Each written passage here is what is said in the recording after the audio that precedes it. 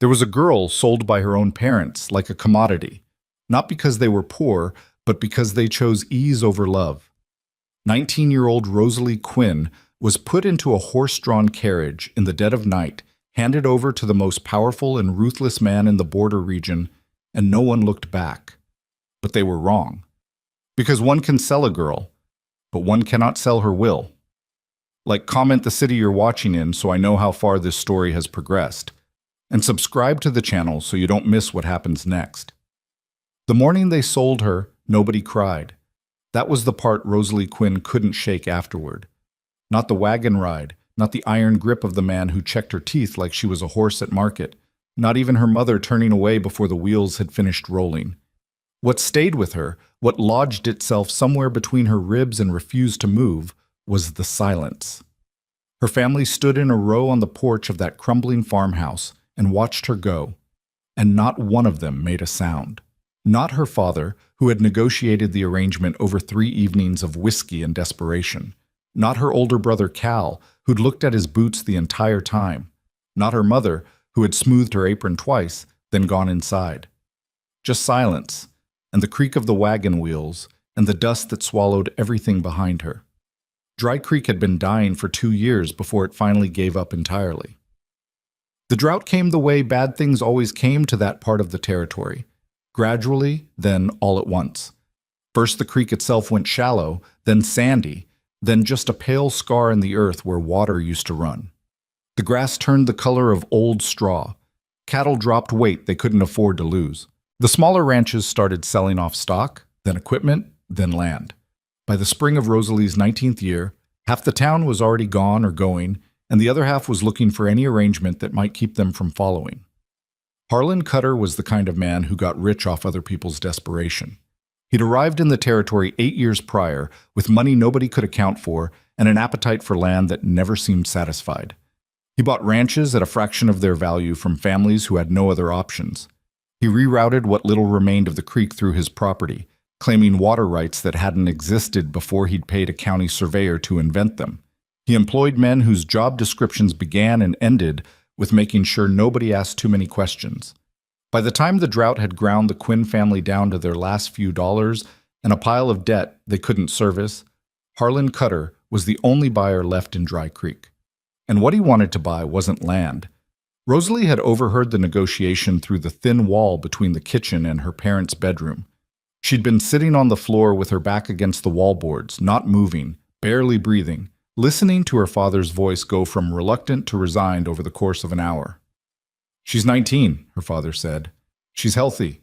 She knows how to cook, how to keep a house." "I'm not looking for a housekeeper, Quinn." Cutter's voice was flat and unhurried, the voice of a man who had never needed to rush anything in his life. "I'm looking for a wife, or something close enough to one that it doesn't matter. She'll make a good wife. She'll make whatever I need her to make." The silence that followed that sentence lasted a long time. "The debt's cleared?" her father asked finally. "Debt's cleared. And I'll throw in another 200 on top. Get you through the summer, if you're careful." Another pause. Then, "All right." Rosalie sat on the floor and listened to the sound of her own life being settled, and she didn't move. There was something almost dreamlike about it. The unreality of hearing yourself discussed in the past tense while you were still present. She thought she might feel something enormous, some roaring grief or rage that would break her open. But what she felt instead was a strange, cold clarity, the kind that comes when something you'd almost expected finally arrives. She didn't sleep that night. She lay on her narrow cot and stared at the ceiling and thought about running. She mapped routes in her head, north toward the mining camps, east toward the rail line, south into the scrubland where nobody went willingly. But in the dark, each option dissolved into the same problem. She had no money, no connections, and no idea how far she'd get before Cutter's men found her, because they would look. Men like Cutter always looked, not because they particularly wanted what they'd lost, but because losing it was an insult they couldn't tolerate. By the time dawn came gray and thin through the window, she'd talked herself out of every escape she'd imagined. They gave her 1 hour to pack.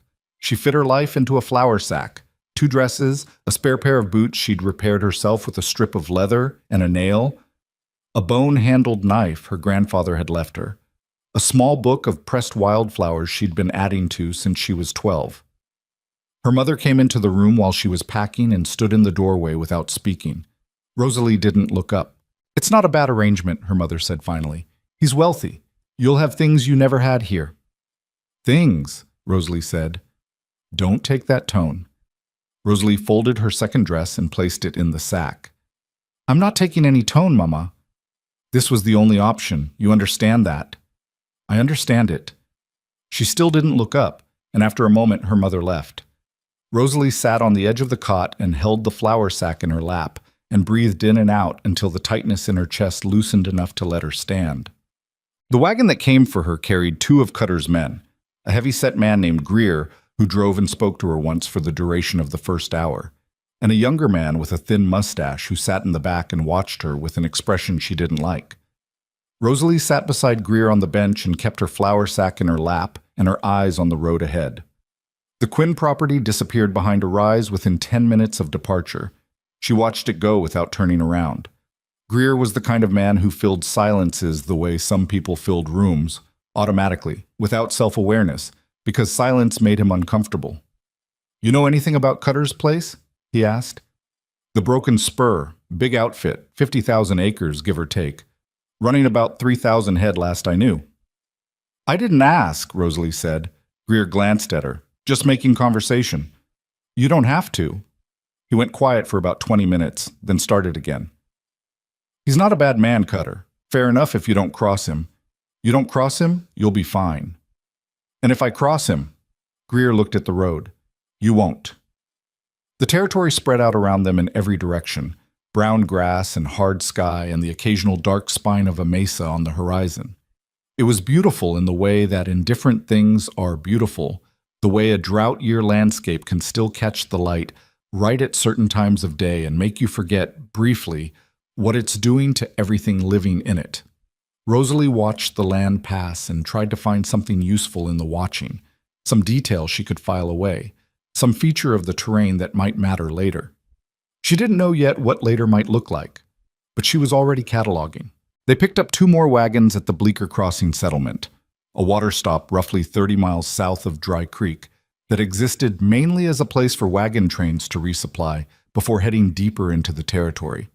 The other wagons were freighters, stacked with supplies for Cutter's ranch, and they joined up into a small train with Cutter's men forming a loose escort on horseback. 6 riders total, though 2 of them spent more time talking to each other than watching the surrounding terrain. Rosalie noticed that. She noticed which men were attentive and which weren't, which horses were rested and which were already laboring, where the rifles were stowed and how quickly they could be reached. She wasn't planning anything specific. It was just the way she'd always moved through spaces, watchful, assessing, storing information without knowing exactly what she was storing it for. The train moved out from Bleecker Crossing in the late afternoon, heading southwest toward a pass through the canyon country that would eventually bring them to Cutter's range. The escort riders spread along the length of the wagons, and Rosalie settled in for what promised to be a long, joyless ride. The attack came at dusk, when the light was bad, and the canyon walls threw shadows that moved like living things. She heard the first shot before she understood what it was. A flat, distant crack that her mind tried to categorize as something ordinary, a branch breaking or a loose wagon board shifting. Then Greer dropped the reins and slumped sideways, and the horses screamed, and the canyon was suddenly full of sound and motion that had no orderly shape to it. "Get down!" someone shouted. She didn't know who. Rosalie was already moving. She didn't think about it. Her body simply decided that staying on the wagon bench was wrong and took her off it, dropping her to the ground beside the wheel before her mind had caught up with what was happening. The fall knocked the breath out of her, and she lay for a moment with the wagon above her and the horses thrashing in their harness and the gunfire coming from both sides of the canyon now, echoing off the rock walls until it was impossible to tell how many shooters there were. She pressed herself against the wagon wheel and tried to think. Greer was dead or close to it. She could see his boots hanging over the edge of the bench, not moving. The young man with the thin mustache had disappeared, either fled or down. 2 of the escort riders were visible, one trying to get his horse under control, one already dismounted and crouched behind a boulder with his rifle up. The other 4 she couldn't account for. The freighter wagons behind her had stopped. She heard men shouting from that direction, so not war cries, more like orders being given with the sharp, clipped efficiency of people who had rehearsed this. This wasn't random. The thought arrived with the certainty of something observed rather than deduced. The canyon walls, the timing at dusk, the way the shooting had started from positions that flanked the entire length of the train. This had been planned. Someone had known the route and the schedule. She didn't let herself think too long about what that meant. Cutter's men were either dead or occupied, and the men coming down from the canyon walls were going to reach the wagons inside of a few minutes, and being found sheltering under the wagon wheel with a flour sack full of dresses was not a position she intended to be in when they arrived. She moved. Staying low, using the wagon's bulk for cover, she worked her way to the rear of the wagon bed. The young man with the thin mustache was there, crouched behind the rear wheel, and he grabbed her arm when she appeared. "Stay down," he hissed.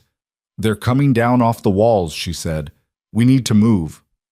"We stay with the wagon." "They're going to take the wagon. That's what they came for." He looked at her like she'd said something in a foreign language. She shook her arm free and kept moving. There was a gap between the canyon wall and the last freighter wagon, a narrow space in deep shadow where the rock face jutted out and created a pocket of darkness. She made for it on her hands and knees, pulling the flour sack behind her, pressing herself into the space and making herself as small and still as possible.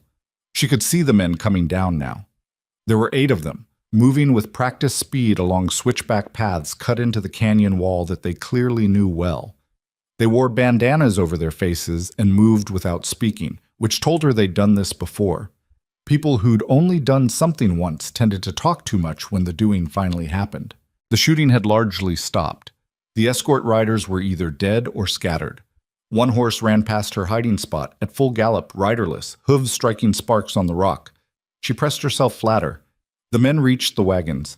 She watched them move through the train, pulling open the freighter covers, checking contents, speaking to each other in low tones she couldn't make out. They were methodical and unhurried, which told her they weren't worried about anyone coming to investigate the gunfire. Remote canyon, bad light, nobody expected on the road for days.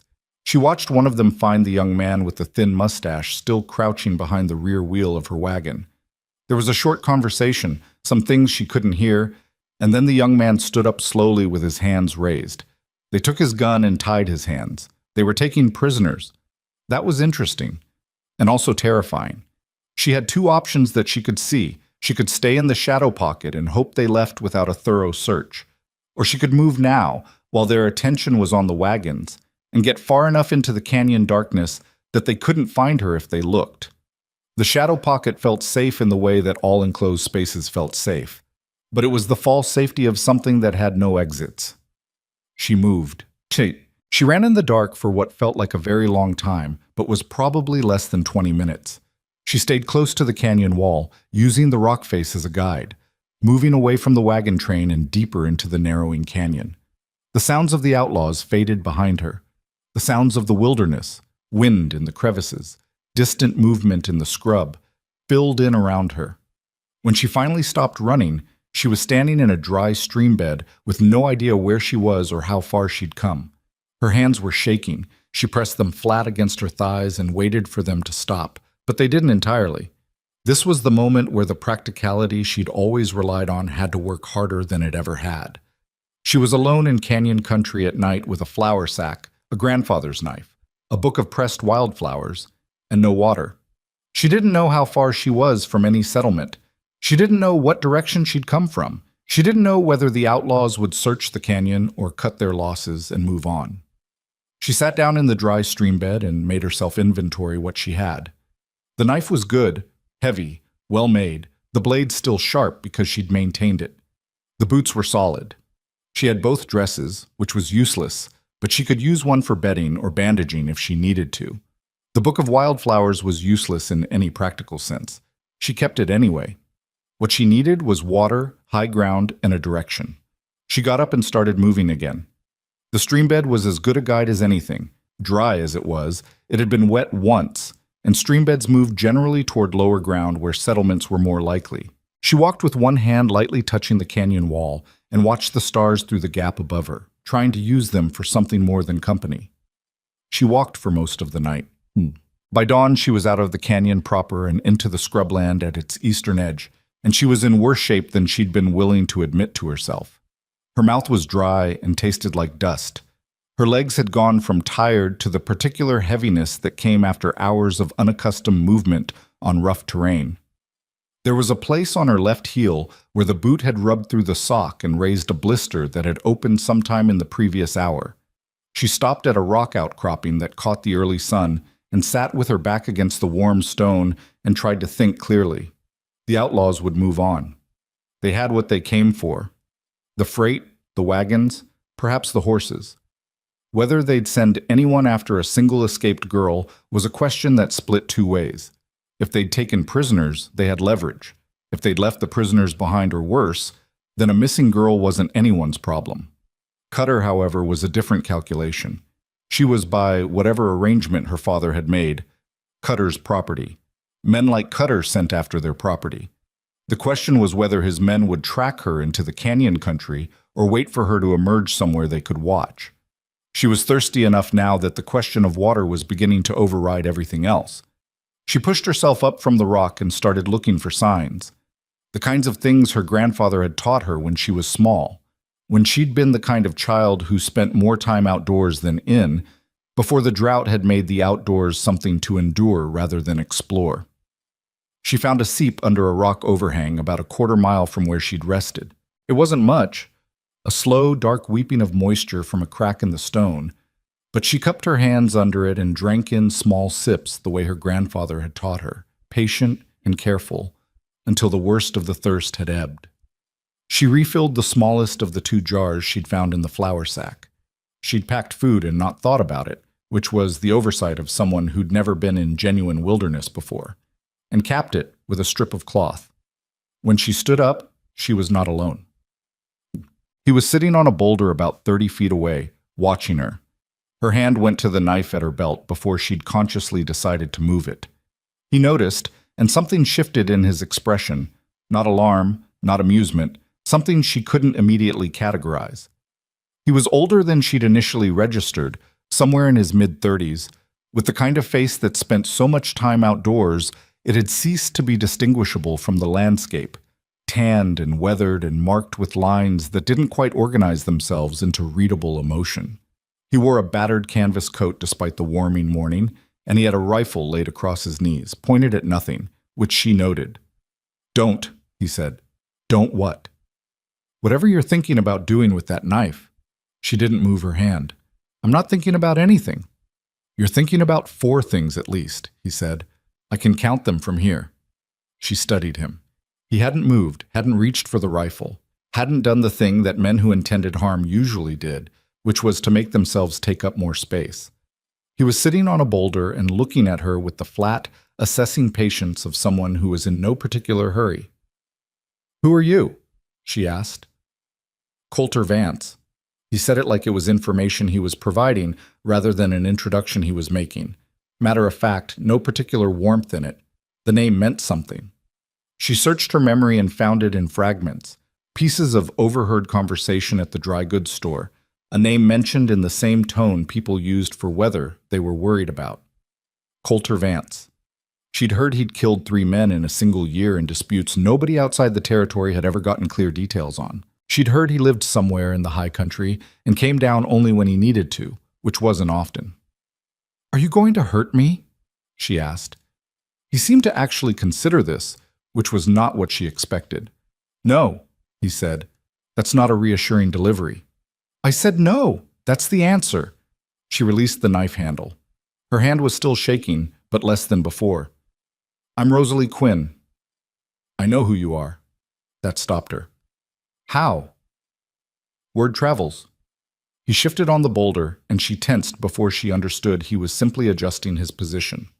Cutter told half the territory he had a girl coming in from Dry Creek. Some of us pay attention to what Cutter does. "Why?" He looked at her steadily. "Because he gives us reasons to." She filed that away. "Are you one of his men?" "No." "Are you with the men who hit the wagon train?" "No." Then what are you doing in a canyon at dawn watching a girl drink out of a rock? Something that might have been the beginning of a smile crossed his face, though it didn't complete itself. Following the sound of someone crashing through scrub for the past 2 hours. You're not quiet. She felt heat rise in her face and worked to keep it out of her expression. I was in a hurry. You were. You did all right, getting clear of the canyon. He paused. Most people don't think to move when things go wrong. They freeze. Most people haven't spent much time thinking about what they'd do if things went wrong. You have? Last night was not my first bad situation. She looked at him squarely. What do you want?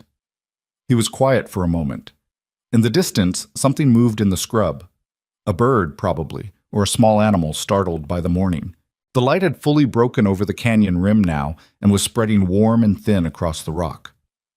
Cutter's men are going to be looking for you, he said finally. Not in the canyon.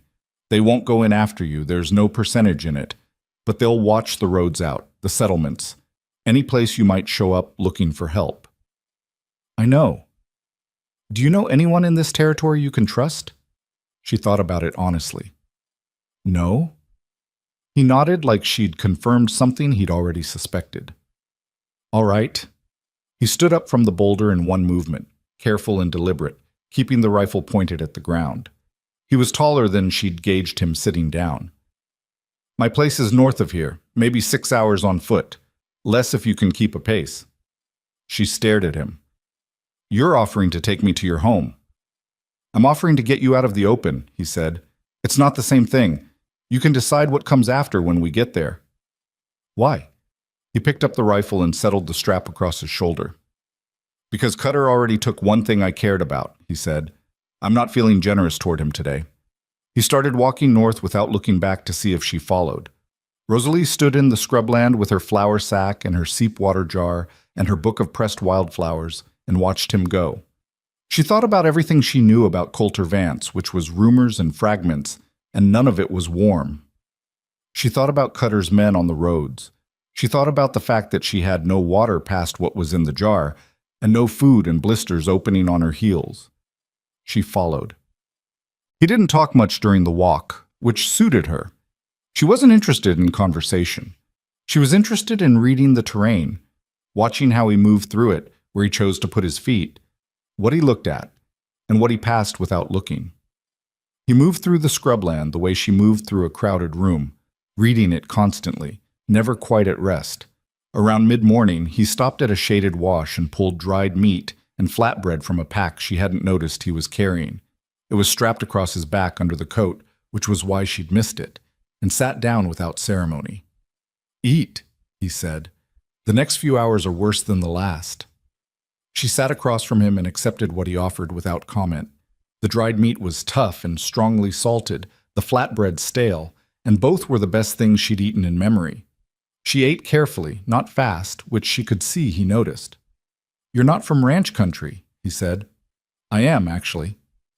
But you didn't grow up with much. No. She looked at the flatbread in her hand.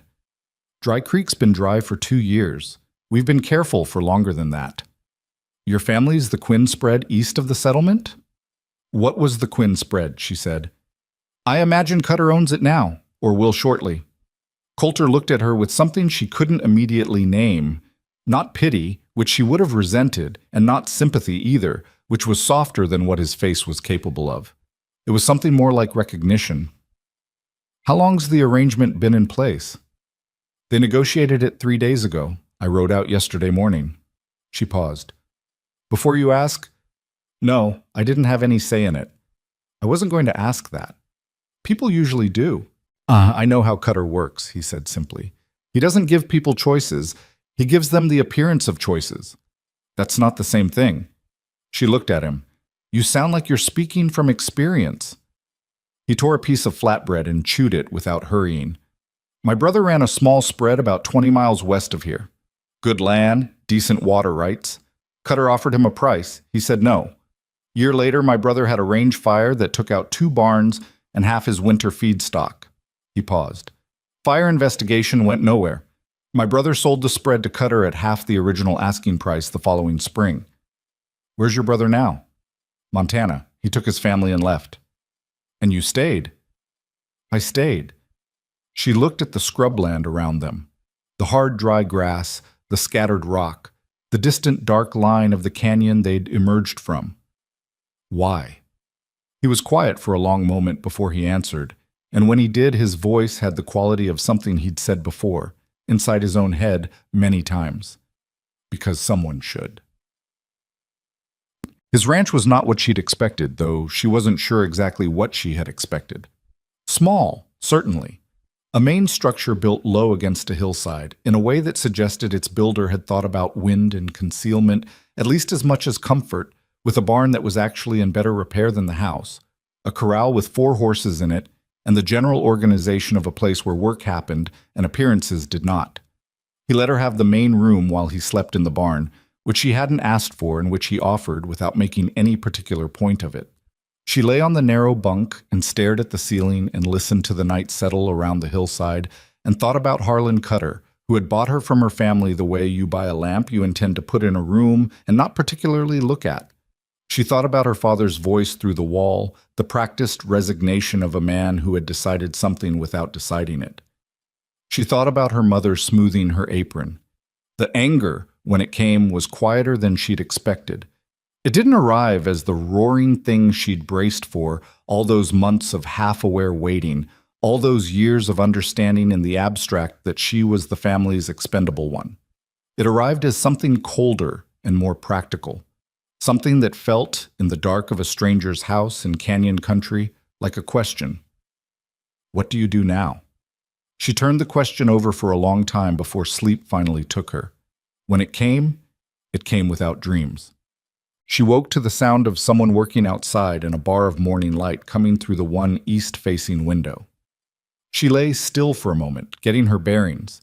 The ceiling that was not her ceiling, the smell of wood smoke and horse, the distant rhythmic sound of someone splitting wood. She sat up. Her heel had stiffened overnight around the open blister, and she grimaced when she put weight on it. She found a rag in her flour sack and wrapped it tight around the heel before pulling the boot on.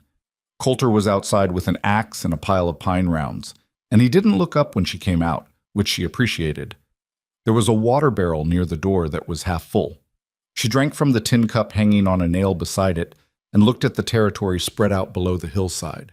Long grass in a protected draw that was actually green, fed by something underground that the drought hadn't reached yet, and beyond it the canyon country stretching south toward Dry Creek and everything she was no longer going back to.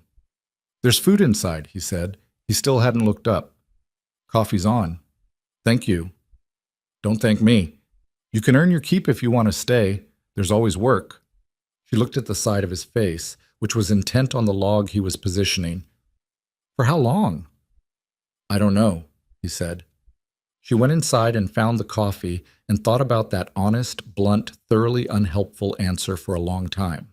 It was the first genuinely honest thing anyone had said to her in weeks. She stayed. The first 3 days she spent mostly recovering, tending the blister, sleeping more than she was used to, moving around the small ranch on the undemanding tasks that presented themselves and that she took on without being asked, because doing nothing made her feel worse than anything she could name. She mucked the stalls. She repaired a fence section that had a post working loose. She found a hole in the roof of the grain store and patched it with material she located in the barn without asking where it was. Coulter watched but didn't comment on any of it. He came and went on his own schedule, which she didn't ask about, and spoke when there was something worth saying and not otherwise, and ate the meals she cooked without complaint and without excessive gratitude. This arrangement suited her. On the 4th day, she found the papers in the grain store. 6 folded documents that had no business being under a false board in the floor of a grain store, that had names and dates and property descriptions she was able to follow closely enough to understand that she was reading a record of land transactions. Land taken, land lost. The legal language was dense and in places clearly altered, certain words written over in a slightly different hand. She sat in the grain store with the late afternoon light coming through the repaired roof section and read through every document twice. Then she folded them carefully and put them back under the board exactly as she'd found them and went to find Coulter. He was in the corral working with one of the horses, a gray that was trying to be difficult about something and not succeeding, Because Coulter had the particular patience of someone who intended to win and wasn't in any hurry about it. "You have papers in the grain store," she said. He didn't look up from the horse. "Found those, did you?" There was a loose board. "There was," he said. She waited. He continued what he was doing with the gray for a minute, then two, then he led the horse to the far end of the corral and came back to the fence rail where she was standing. "Those documents," she said. "Some of them have been altered." "Yes." "By Cutter. By Cutter's lawyer. Same thing, different pen." She looked at him steadily. "Those are proof of something." "They're proof of something no judge in this territory has been willing to look at," he said, "because the judges in this territory are the second thing Cutter bought after the county surveyors." "Where did you get them?"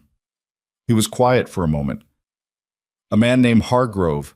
He worked Cutter's books for 6 years and got tired of what he was writing in them. He brought me what he could before he left." "Hargrove left the territory?" "Hargrove's dead," Coulter said. "Fell down a mine shaft about 2 months after he came to me. The investigation concluded it was an accident." The word accident sat between them for a moment. "Cutter killed him," she said. "That's what the evidence suggests, if you're willing to look at it plainly." She thought about Greer dropping off the wagon bench in the first second of the ambush. She thought about the papers with their careful alterations, the surveyors paid to invent water rights, her father's voice going from reluctant to resigned in the span of an hour. "Those documents," she said. "If someone could get them to the right authority, someone outside the territory, someone Cutter doesn't own—" "I've thought about that," Coulter said. "I've thought about it a lot." "And?" He looked at her with the flat, measured expression she'd started to read as not absence of feeling, but something closer to its careful management. "And I haven't figured out how to get someone who can't be bought to look at them long enough to understand what they're looking at. Cutter's got reach. You'd be surprised how far. But it's possible." "Most things are possible," he said. "That's not the same as being likely." She turned and looked south toward the canyon country, toward the flat distant smear on the horizon that was the valley where Dry Creek sat drying in the sun, and Harlan Cutter moved through the territory like a man who had never considered the concept of consequences. "Tell me what you know about his operation," she said. "All of it." Coulter looked at her with an expression that was harder to read than usual. Then he leaned on the fence rail and started talking. She listened to everything. She asked questions that were specific and did not let him generalize when he tried to. By the time the light had gone orange and the horses were moving toward the feed trough, she had a clearer picture of the valley's particular misery than she'd had even living inside it. The families still on their land and terrified to leave it, the water arrangements that had been quietly strangled, the men Cutter employed who existed solely to ensure that nobody found the energy to resist. "He's been doing this for 8 years, she said when he'd finished. "Yes." "And it's just been accumulating." "Yes." She was quiet for a moment. The word that kept coming up in her head was wrong, but it felt too small for what she was looking at. The scale of deliberate harm organized over years, the particular cruelty of making people feel like their own failure was to blame for what was being done to them. "What would it take," she said, "to actually stop him? Not chase him off, not make him uncomfortable. Stop him." Coulter studied her face. "Why are you asking me that?"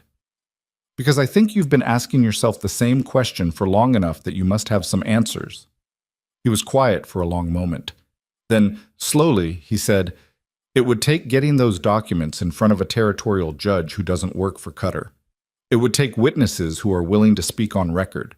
It would take enough ranchers standing together that the cost of suppressing all of them exceeds whatever benefit Cutter gets from the land." "That's possible," she said. "It's dangerous." "So is the alternative," Rosalie said. "So is just letting him keep going." She looked at the green draw below the hillside, that small protected pocket of grass that the drought hadn't reached, fed by whatever underground source ran quietly beneath the rock. It was so small, but it was there, and it was still green, and it was because something underneath had found a way to persist. Coulter said nothing for a long time. When he finally spoke, his voice had a quality she hadn't heard in it before, something that might have been hope if you were looking at it from the right angle, or something like it. "You're serious," he said. I am. You understand what you're talking about doing. I understand enough. She met his eyes. Do you? He turned his gaze toward the south, toward the valley, toward the 8 years of accumulated wrong that was just sitting there, waiting. Yeah, Coulter Vance said. I do. The plan they built that first evening was not a plan so much as a direction, a rough bearing taken in bad light, full of gaps they both knew were there and didn't name. Rosalie understood that. She'd grown up watching her father make plans that dissolved on contact with reality, and she'd learned early that the difference between a plan that worked and one that didn't wasn't usually the quality of the thinking. It was whether the people making it were willing to adjust when the ground shifted under them. Coulter was willing. That much she'd established. What she hadn't established yet was how far that willingness went, whether it stopped at the boundary of his own property or whether it extended into the kind of territory that got men killed in mining shaft accidents.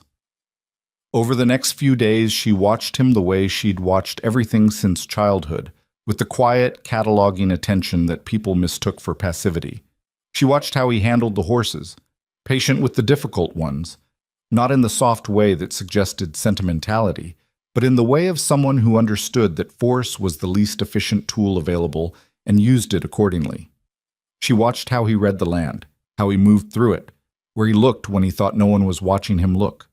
He looked south, often, with the particular expression of a man who has something unfinished in that direction.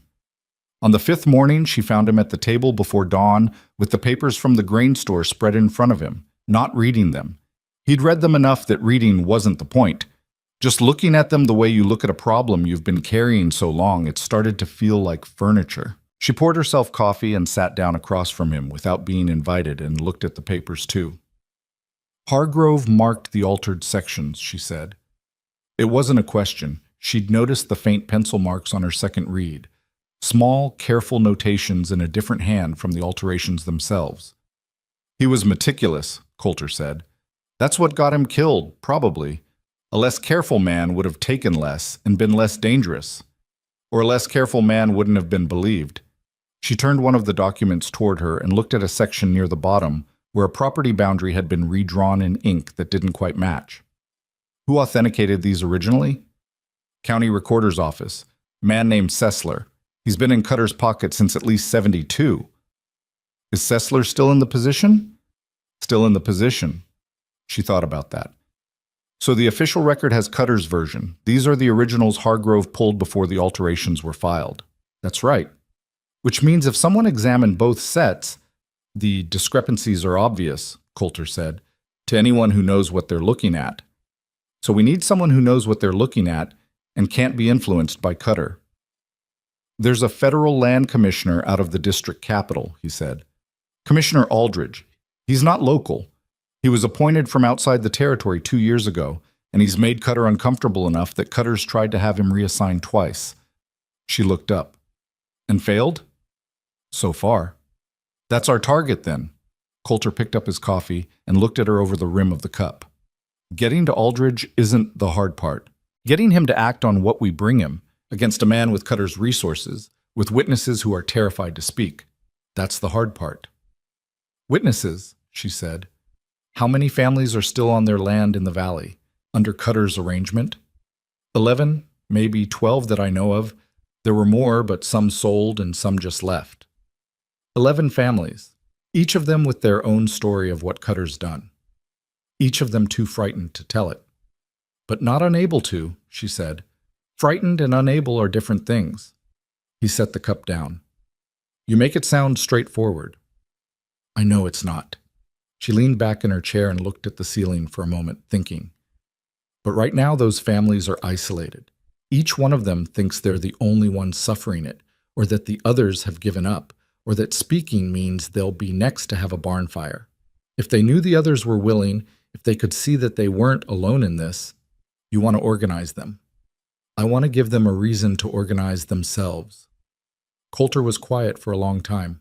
Outside, one of the horses moved in the corral, a sound like restless weight shifting. The pre-dawn dark was starting to soften at the edges of the window. Rosalie, he said, and it was the first time he'd used her name, she noticed. Cutter has 8 armed men on his payroll that I know of. Possibly more. He has legal cover in this territory that runs 3 layers deep. He's done this for 8 years and nothing has touched him. He looked at her directly. I'm not saying don't try. I'm saying understand what you're trying. I understand it, she said. Do you think the 11 families on that land don't understand it? They've been living inside it. He had no answer for that. She didn't push it. She picked up the paper with the most legible alterations and studied it until the light through the window had shifted enough to read by without squinting. They sat in the early morning quiet, and each of them thought about what came next, and neither of them pretended it was going to be easy, which was its own kind of honesty. She rode out with him 2 days later to the first of the Valley ranches, a small operation called the Mercer Place, run by a man named Denton Mercer and his wife, Bess, who opened the door when they knocked and looked at them with the eyes of someone who'd learned to be suspicious of visitors because visitors meant either trouble or news of trouble, and both were bad. Coulter, Mercer said. Not warmly, but not cold either. The tone of a man acknowledging a neighbor in complicated times. Denton. This is Rosalie Quinn. She was with the wagon train that got hit in the canyon. Mercer looked at her. You're the Quinn girl, the one Cutter. Yes, she said. He let them in. The house was the interior of careful, grinding poverty. Everything worn, but nothing dirty. Everything mended past the point where mending was dignified and into the point where it was just survival. Bess Mercer set coffee on the table without being asked and sat down beside her husband and looked at Rosalie with an expression that was partly curiosity and partly the kind of bone-deep exhaustion that had stopped trying to hide itself. You want to talk about Cutter, Mercer said. We want to talk about the land commissioner, Rosalie said. Aldridge. That got a reaction. Mercer straightened slightly. Bess's hands went still around her cup. What about him? Mercer said. We have documentation of altered land records, original surveys versus what was filed. We're trying to build a case that's strong enough to bring to Aldridge, strong enough that he can act on it even against Cutter's legal cover. Documentation's not enough, Mercer said. Hargrove had documentation. Hargrove's dead. Hargrove went alone, Rosalie said. He didn't have 11 families with him. Well, Mercer looked at her for a long moment. Then he looked at Coulter. You believe she can do this? I believe she understands the situation better than most people I've talked to, Coulter said. And I think doing nothing has a cost too. It's just a slower one. Bess Mercer made a sound, but not a word. Something shorter and more private, a small exhale of feeling that she didn't dress up as anything else. Her husband glanced at her. We lost the East pasture last fall, Bess said. Her voice was flat and even. Not to drought. To a water claim Cutter filed in September that nobody knew about until October when his men showed up and said the creek feed on the east side was his now by right of filing. We'd been watering that pasture for 11 years. She looked at the table. 11 years. Mercer put his hand over hers. He didn't say anything. Tell me what you need from us, Bess said. We're not promising anything, but tell us. Rosalie told them. She kept it specific. What the documentation showed, what additional testimony would strengthen it, what the process of reaching Aldridge might look like. She didn't make promises she couldn't keep. She didn't soften the part about risk, because the Mercers already knew the risk better than she could articulate it. An insult was the last thing they needed. When she finished, the kitchen was quiet for a moment. There are others, Mercer said. The Calloway family, the Hadleys, old Finn Pryor. He's still on his place even though Cutter's been trying to dry him out for 2 seasons. I know Pryor, Coulter said. He's stubborn enough to talk, Mercer said. I can't speak for the Calloways. They've got young children. That changes the math. I understand that, Rosalie said. Anyone who says no, that's their right, and it goes no further. We're not here to pressure anyone into something they're not able to do. Mercer looked at his wife. Something passed between them that was too quiet and too long established to be called a conversation. More like 2 people checking a reading they'd already taken. We'll talk, he said. Come back in 2 days. They visited 3 more ranches before the week was out. The Hadley place was a harder conversation. Luther Hadley was a large, angry man who'd been large and angry before Cutter and had additional reasons for it now, and his anger made him suspicious of everything, including help. "You're the girl Cutter bought," he said, standing in his doorway without moving aside to let them in. "What's your interest in taking him down? Seems like your problem's already solved if you're here instead of there." "My problem isn't solved," Rosalie said. "My problem is the same as yours. It's the same as everyone in this valley's problem, which is that there's a man who treats people as things he can acquire and use, and nobody's done anything about it for 8 years. Because there's nothing to be done. That's what he wants you to think." Hadley looked at her with the flat skepticism of a man who'd had optimism ground out of him one slow season at a time. "You're 19. Yes.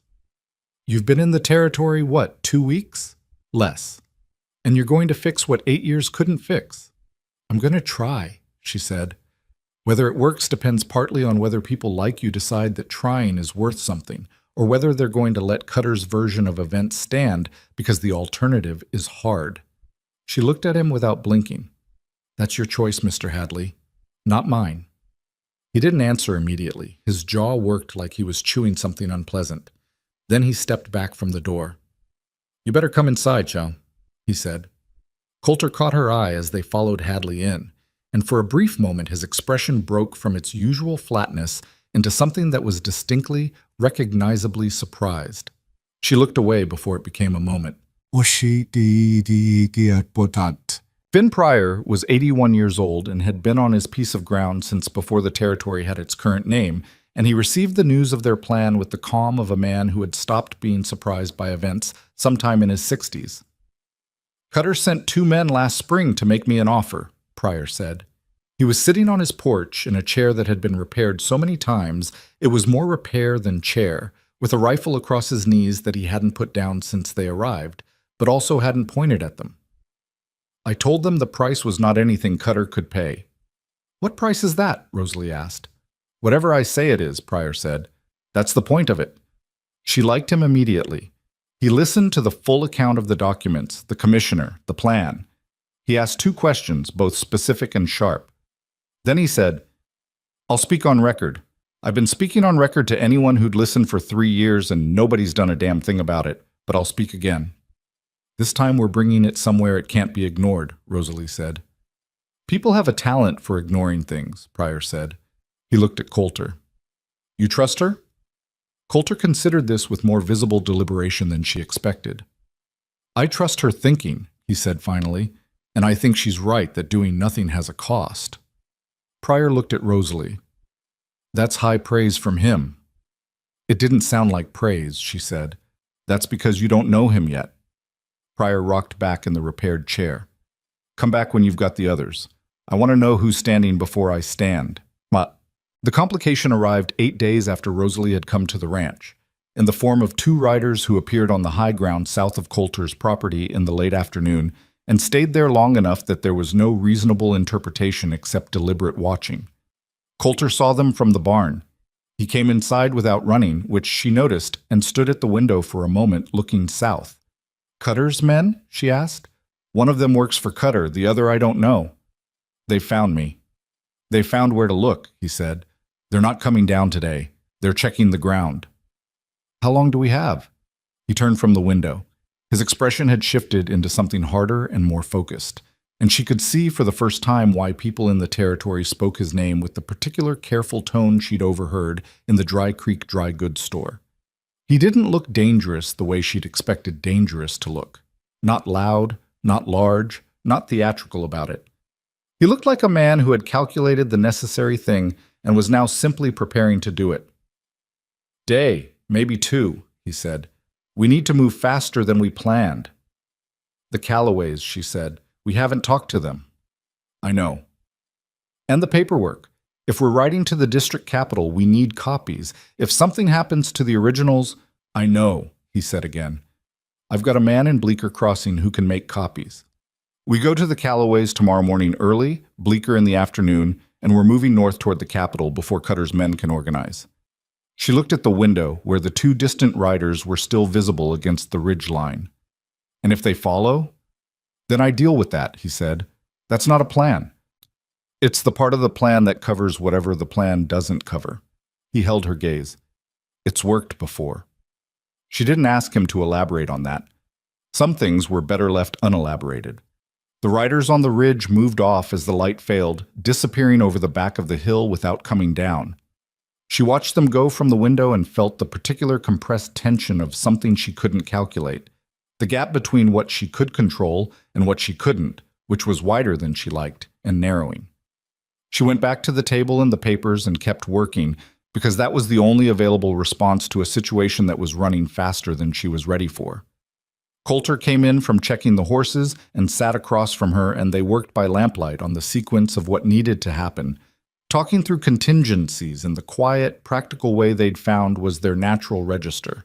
Not easily, because neither of them were naturally easy, but honestly, without the performance of certainty that neither of them could afford.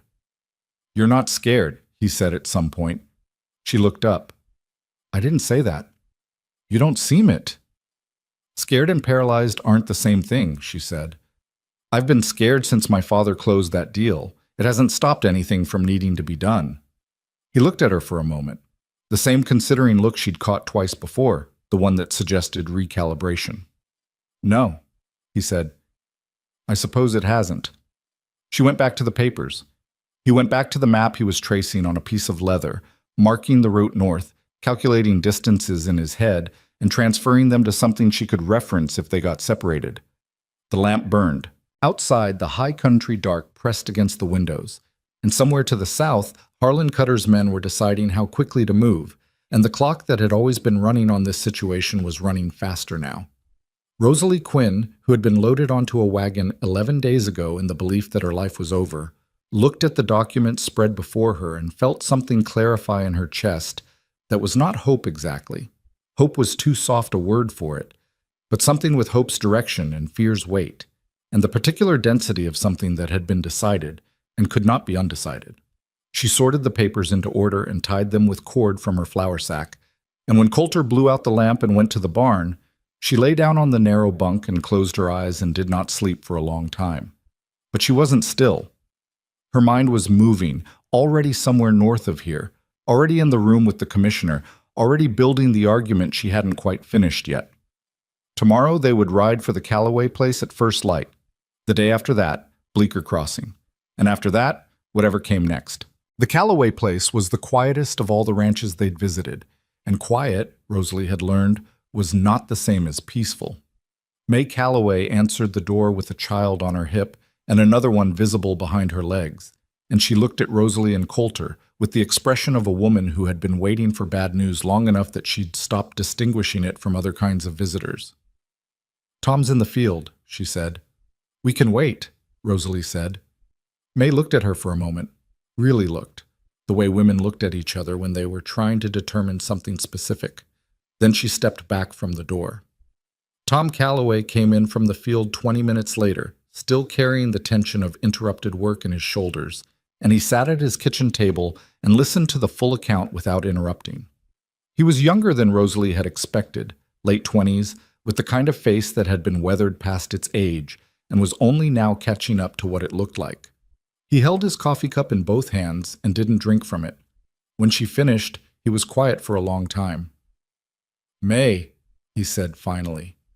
"I heard," his wife said from across the room. "What do you think?" May shifted the child on her hip. "I think Cutter's going to take this land whether we fight or not. He's going to find a way. He always does." She looked at Rosalie. "The question is whether we let him do it without saying what he is." Tom looked at his coffee. If this goes wrong, we're exactly where we are now," May said. "Except we tried." It wasn't a comfortable logic. Rosalie could see Tom turning it over, testing its edges. She didn't press him. She'd said what she came to say, and the decision belonged to the Callaways, not to her. "What do you need from us, specifically?" Tom said. "Testimony on record.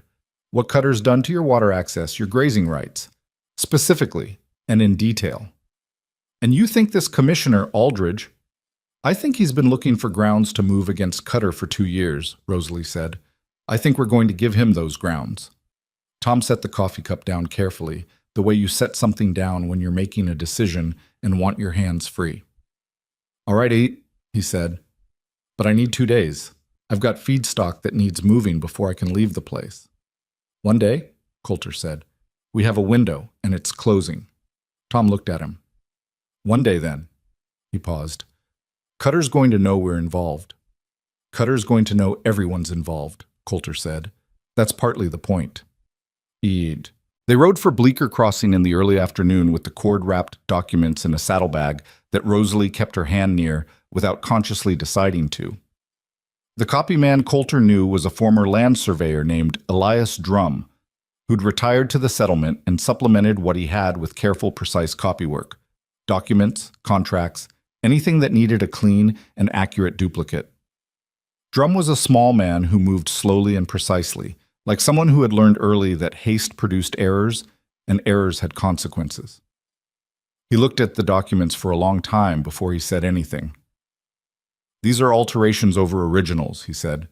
I can see the original ink underneath in 3 places. Can you document that? Rosalie asked. In a way that would be clear to someone who isn't a surveyor? Drum looked at her over the papers. I can mark the discrepancies with notations. I can write an assessment of the alteration method and when the overwriting was likely done based on the ink oxidation. He paused. That's the kind of thing that holds up in a federal proceeding. How long? Tonight and tomorrow morning. I'll have everything ready by noon tomorrow. Rosalie nodded. We need 2 complete copies. One for the commissioner and one that stays with someone Cutter can't reach. Finn Pryor, Coulter said. She looked at him. You trust him? I trust that he's been on that land for 50 years and isn't leaving it, which means if we need to find the copies, we'll know where to look. Drum had already started laying the documents out on his work table with the careful, methodical energy of a man who had found something genuinely interesting. Come back at noon, he said without looking up. They left him to it. What? The problem arrived that evening in the form of Greer, or rather, in the form of someone Rosalie recognized as Greer's replacement, a man named Solt, who worked for Cutter, and who was sitting at a table in the settlement's only eating establishment when they came in for a meal. He saw her. She saw him see her. There was a half-second of mutual recognition, and then Solt was on his feet. Coulter moved first. He was between Solt and the door before Solt had fully stood, and he did it without appearing to hurry, which was the most unsettling version of fast that Rosalie had ever seen. Sit down, Coulter said. Solt was bigger than Coulter and knew it, and was calculating what that meant in this specific situation, which was a calculation that took him about 4 seconds before he sat back down. I'm just eating, Solt said. Keep doing that. The girl's Cutter's property. You know that. The girl, Rosalie said from behind Coulter's shoulder, is standing right here. Solt looked at her. He had the particular blankness of a man who had been employed for a long time to carry out decisions he wasn't asked to participate in making, and who had stopped expecting the decisions to be wrong. Mr. Cutter's going to want to know where you are, he said. Mr. Cutter already knows generally where I am, she said. His men were on the ridge 2 days ago. Tell him I said hello. Solt's eyes moved to Coulter. You're making a problem for yourself, Vance. I've had problems before, Coulter said. Finish your meal, then ride back and tell Cutter whatever you're going to tell him. But if I see you on my property or anywhere near the people we've been speaking to, we're going to have a different conversation than this one. The silence in the room had the quality of something stretched. 3 other men were eating at separate tables and had gone very still in the way of people who were tracking something without wanting to be noticed tracking it. Solt picked up his fork. His jaw was tight and his eyes were saying things his mouth had decided not to say, but he put food on the fork and ate it, and Rosalie and Coulter took a table on the far side of the room and ordered what was available and ate it without looking at Solt again. He's going to ride tonight, Rosalie said quietly over her plate. Yes, Cutter will know we're at Bleecker by morning. He'll know we were at Bleecker. By morning, we'll be somewhere else. She looked at him. You're sure about the route north? I've ridden it 4 times. There's a way through the high country that doesn't go near any road Cutter owns or watches. He paused. It's not comfortable. I wasn't looking for comfortable. He almost smiled. It was the second time she'd seen the beginning of it. No, he said. I didn't think you were. Oh. They left Bleecker before dawn with the copied documents in 2 separate saddlebags, Drum's written assessment folded inside each set, and a route north that climbed into the high country within the first 2 hours and stayed there. The cold was significant. Late season cold with a bite that came off the upper rock faces and went straight through a canvas coat. And the terrain was the kind that asked questions of horses and riders alike. Rosalie answered the questions it asked. Her heel had healed to the point where the boot didn't matter much anymore, and she'd spent enough time on horseback in her childhood that the animal under her felt like a known variable in a situation full of unknown ones. They rode mostly in silence, which had become their natural state. Not uncomfortable silence, but working silence, the kind that left room for attention. She spent the first hours watching the country behind them and the country ahead in roughly equal measure. Coulter did the same, and twice he altered the route without explanation, taking them away from a ridgeline or a gap in the rock that she understood, on reflection, would have made them visible from below. "You've had people following you before," she said, when they stopped mid-morning to rest the horses at a spring. "Yes." "Cutter's men?" Cutter's men were the most recent. He watered his horse with the flat practicality of someone whose animal's needs registered before his own. "I was a range detective for a while, years back.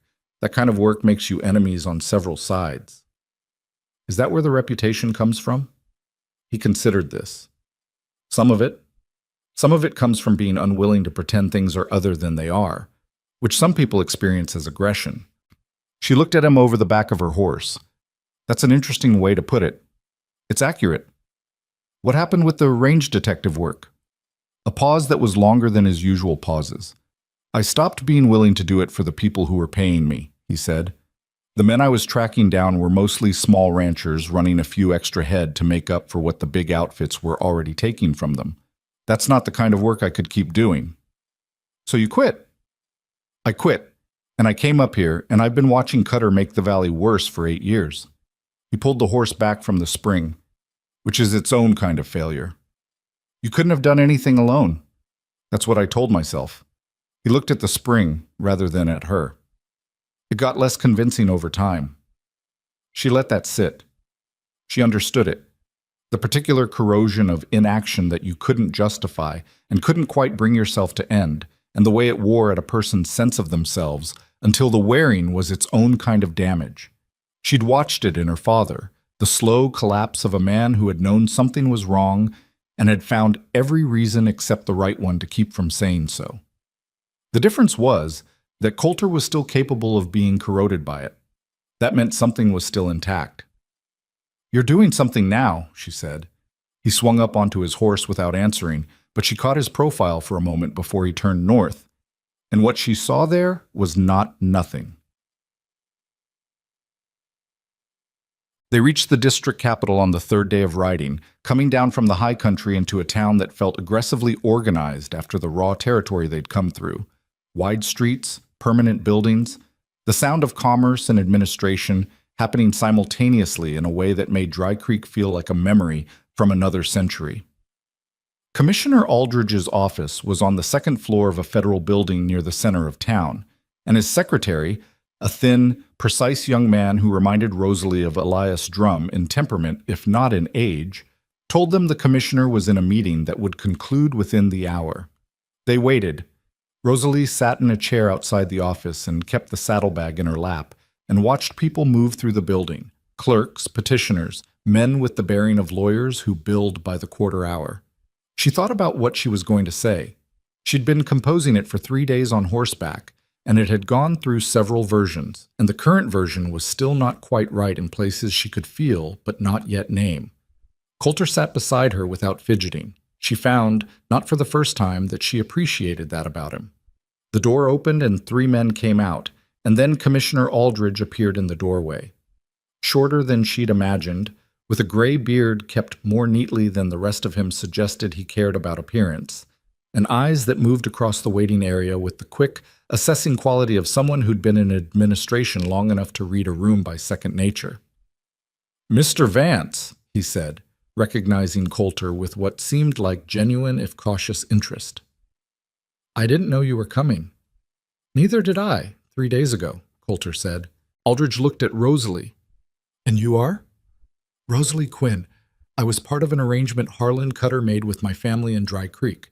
I'd like to tell you about that, and about several other arrangements he's made in the valley over the past 8 years, and I'd like to show you some documents that I think you've been looking for.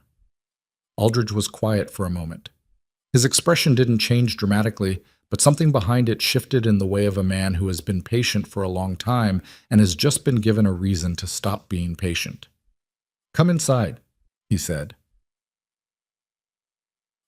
The meeting lasted 4 hours.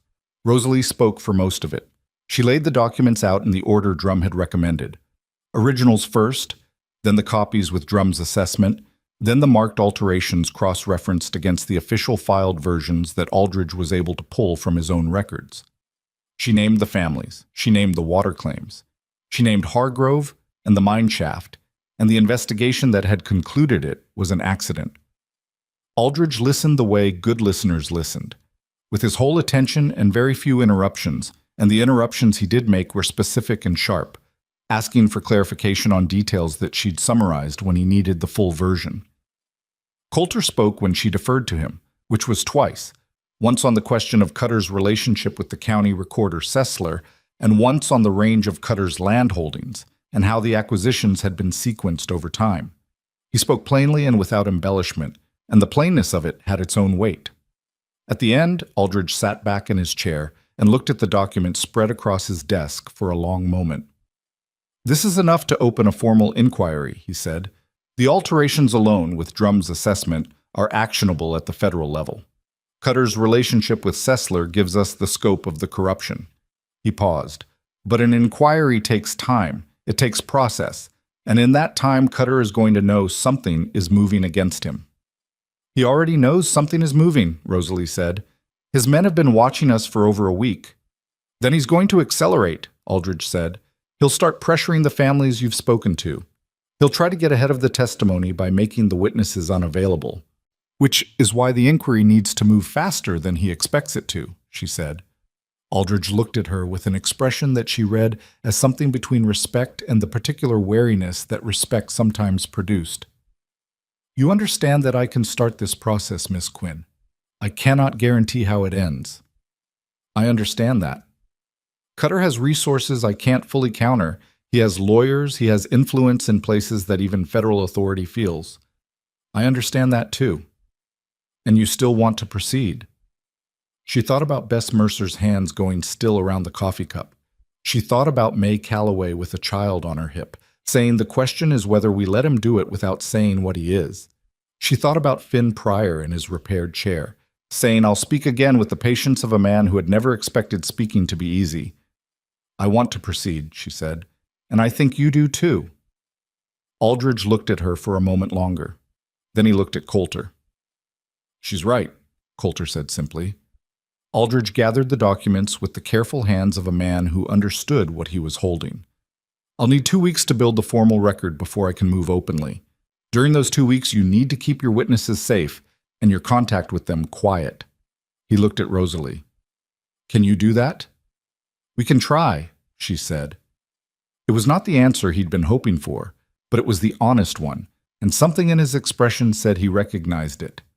"Come back in 2 weeks," he said. "And don't let Cutter get to those families." They rode out of the district capital in the late afternoon with the copies secured and Aldridge's formal case number written on a folded piece of paper in Rosalie's coat pocket. The original documents were on their way into federal custody, which meant they were, for the first time, beyond Cutter's reach. It should have felt like relief. It felt, instead, like the moment before weather. That atmospheric pressure shift when you know something is coming and all you can do is determine whether you're in the right position for it. "He's going to move against the families," she said. "Yes. Before Aldridge can get the inquiry open publicly." "That's the play," Coulter said. "Pressure the witnesses until they recant or disappear. Make the case structurally weak before it's formally brought." He paused. "It's what I would do if I were him." She looked at him. "Is that supposed to be reassuring?" "It's supposed to be accurate." They rode in silence for a while. The sun was going down behind the western range, painting the sky in the particular reds and golds that the territory produced when it was not trying to kill anything. The families need to know what's coming, she said. They need to be ready for it. Ready meaning armed. Ready meaning decided, she said. Armed follows from decided. If they've truly chosen to stand, then Cutter pressing them is just confirmation that they chose right. If they haven't truly chosen, if we've talked them into something they're not committed to, then pressure will undo it and will have put them in harm's way for nothing. Coulter looked at her across the distance between their horses. You're thinking about the Callaways. I'm thinking about all of them, but yes, the Callaways especially. Though Tom Callaway made his choice. His wife made it first, Rosalie said. He caught up. Coulter said nothing, but she could see him filing that observation away, which was something she'd noticed he did. He stored what she said and came back to it later, tested it against what he saw. It was a form of respect she recognized because it was the form she practiced herself. We go back through the valley, she said. We talk to each family again. We're honest about what's coming, and we let them reconfirm. That takes time we may not have. Then we move fast, she said. We've been doing that. The territory spread out ahead of them in the failing light, vast and indifferent and full of the kind of difficulty that didn't ask your permission before it arrived. Rosalie looked at it without flinching, which was not the same as not being afraid. She was afraid. She'd been afraid since the wagon left her family's porch, and she'd learned that fear was not a stop sign. It was just information about where the edges were. She knew where the edges were now. She knew what Cutter was capable of, and what the families were risking and what Aldridge could and couldn't do. She knew where Coulter's limits were, and where hers were, and she knew that the gap between what she knew and what she'd need to know before this was finished was significant. None of that changed what needed doing. She touched her heels to her horse and picked up the pace, and after a moment Coulter matched it, and they rode north into the coming dark together. They rode back into the valley on the 6th day, and the valley had changed in the way that places change when something invisible has shifted in them. Same land, same sky, same brown grass going to seed in the drought, but the air carrying a different quality of tension, like the moment before a storm when birds stop moving. The first sign was the Hadley place. Luther Hadley's fences had been cut on the eastern boundary, clean cuts, not weather damage, not an animal pushing through, and 2 of his cattle were missing. He was standing at the break in the fence when they rode up, and his face had the set look of a man who was angry past the point where anger was useful and had moved into something colder. When? Coulter asked. 2 nights ago. Hadley looked at the cut wire. Left a note on the post, said I'd lose more if I kept talking to people I shouldn't be talking to. Did you keep the note? Hadley reached into his coat and produced a folded piece of paper without a word. Rosalie took it and read it, brief, unsigned, the handwriting deliberate and even, which told her it had been written by someone accustomed to producing written communications rather than someone in emotional heat. This is from Cutter's lawyer, she said, or written by him anyway. This is legal handwriting. Hadley looked at her. How can you tell? The phrasing. Continued activities contrary to existing arrangements. That's not how a ranch hand talks. That's how a man who bills $4 an hour talks. She folded the note back. This is good. There's nothing good about my cattle being gone, Hadley said. The note is good, she said. It's threatening a man for exercising his legal right to speak. That's actionable. It goes to Aldridge with everything else. Hadley stared at her for a moment with an expression that was trying to decide between irritation and something more complicated. You find silver linings in the strangest places, he said. I find what's useful, she said. That's all. They stayed at the Hadley place long enough to take down a full account of the fence cutting and the missing cattle, dates, times, what had been seen, what hadn't. Hadley dictated and Rosalie wrote it out in her clearest hand on paper Coulter produced from his saddlebag. Hadley signed it without being asked, which she noted because it mattered. A signed statement had different weight than a verbal one. The others, she said when they were preparing to leave, have you heard anything? Pryor's all right. Stubborn old man, nothing touches him. Hadley's jaw tightened. The Mercers had a man come to the door 2 days ago. Don't know what was said. Bess Mercer sent word that they were fine, but the word came through Pryor, which means she didn't want to be seen sending it directly. That was the Mercers working the problem with the intelligence they had. Rosalie filed it. The Callaways? Coulter asked. Hadley was quiet for a beat that was one beat too long. Heard Tom Calloway had some trouble with his well, something in the water. Rosalie looked at Coulter. He was already looking at her. We'll go to the Calloways next, she said. May Calloway met them at the gate rather than the door, which told Rosalie something before a word was spoken. She had both children with her, and the look of a woman who hadn't slept in 2 nights but was not going to discuss that. Tom's inside, she said. He's not good. Tom Calloway was sitting at the kitchen table with a cloth wrapped around his right hand and an expression that had been wrung out of whatever it started as and left as something flat and guarded. The well had been poisoned, not lethally, or at least they didn't think so, but enough to make him sick for a full day and kill 3 of their chickens. He'd figured it out when the chickens went first, which was the only reason the dose hadn't been worse. I should have sent May and the kids away when you came the first time, he said. This isn't your fault, Rosalie said. No, it's Cutter's fault. His voice was flat. But it's my problem. He looked at his wrapped hand. The well water had done something to the skin when he'd first reached in to check it, before he'd understood what he was dealing with. I'm not recanting. I want to be clear about that. I'm not. Tom, May started. I'm not, he said again.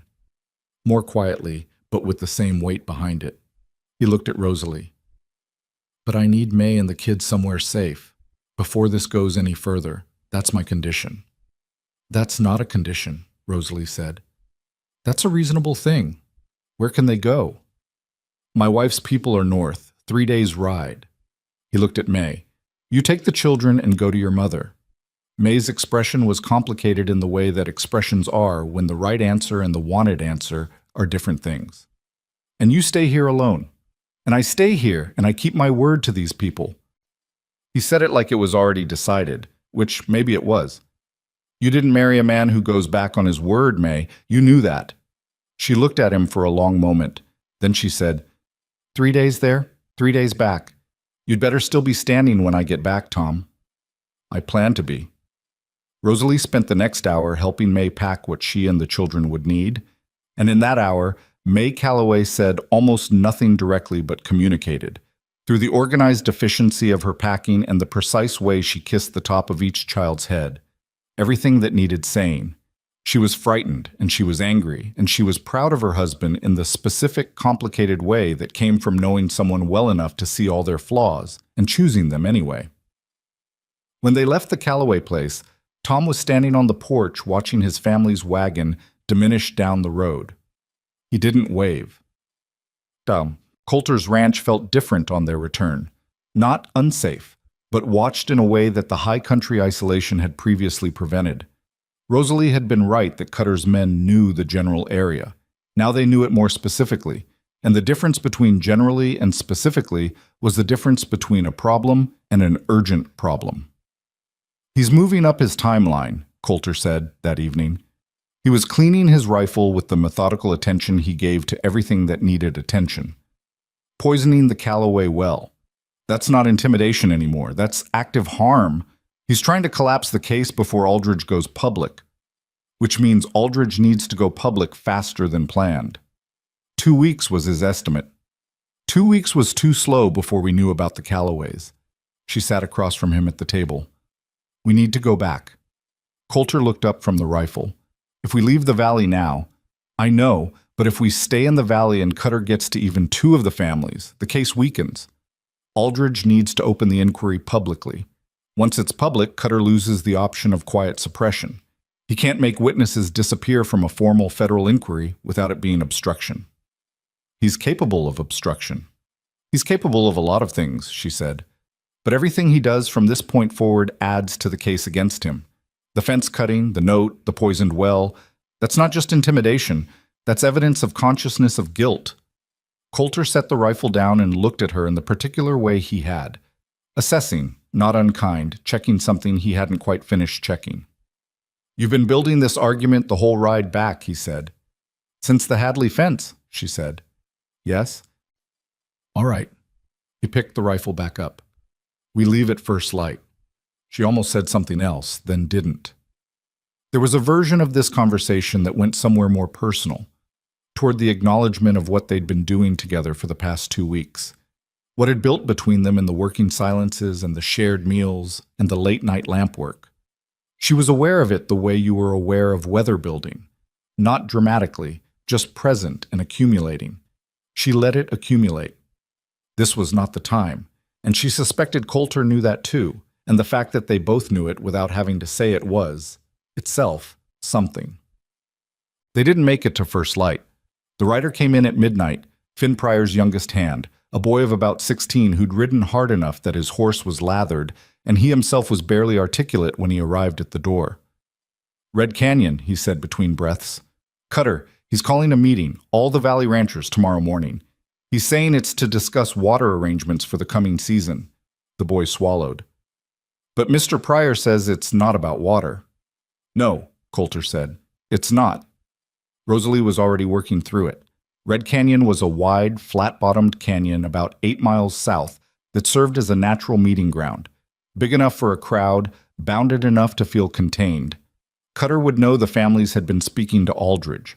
This was his move to get them all in one place, under his terms, before the federal inquiry could go public, to present them with whatever offer or threat he'd decided on, and to see who broke and who didn't. "How many of his men?" she asked the boy. "Mr. Pryor counted 8 riding out from the Broken Spur last evening, maybe more." "Armed?" "They're always armed." She looked at Coulter. "If we can get to Aldridge tonight, it's 6 hours to the capital. If you ride hard..." "If I ride hard..." He was already looking at her with the understanding of where this was going. "You're not suggesting we both go." "Someone needs to be at Red Canyon," she said. "Someone the families trust." "You've been in this valley 3 weeks. The families have been dealing with Cutter for 8 years, she said. 3 weeks of someone treating them like they have the right to decide their own lives. You'd be surprised what that's worth." He looked at her steadily. "I don't like this." "I know, but Cutter's going to have armed men. The ranchers have guns too. Hadley alone is carrying enough anger to substitute for 3 men. She met his eyes.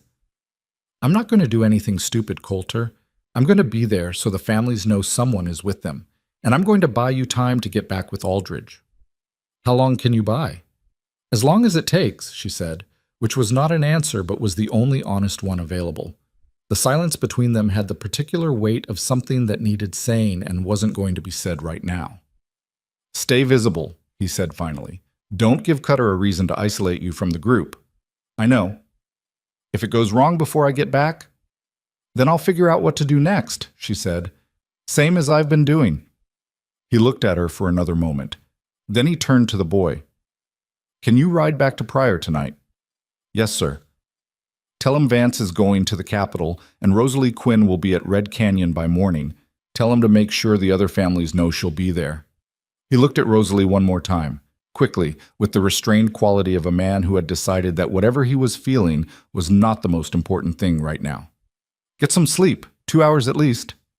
"You too." "I'll sleep when this is done." He was saddling his horse within 10 minutes. She stood in the doorway of the ranch and watched him ride south into the dark. Fast, steady, no wasted movement, the way he did everything.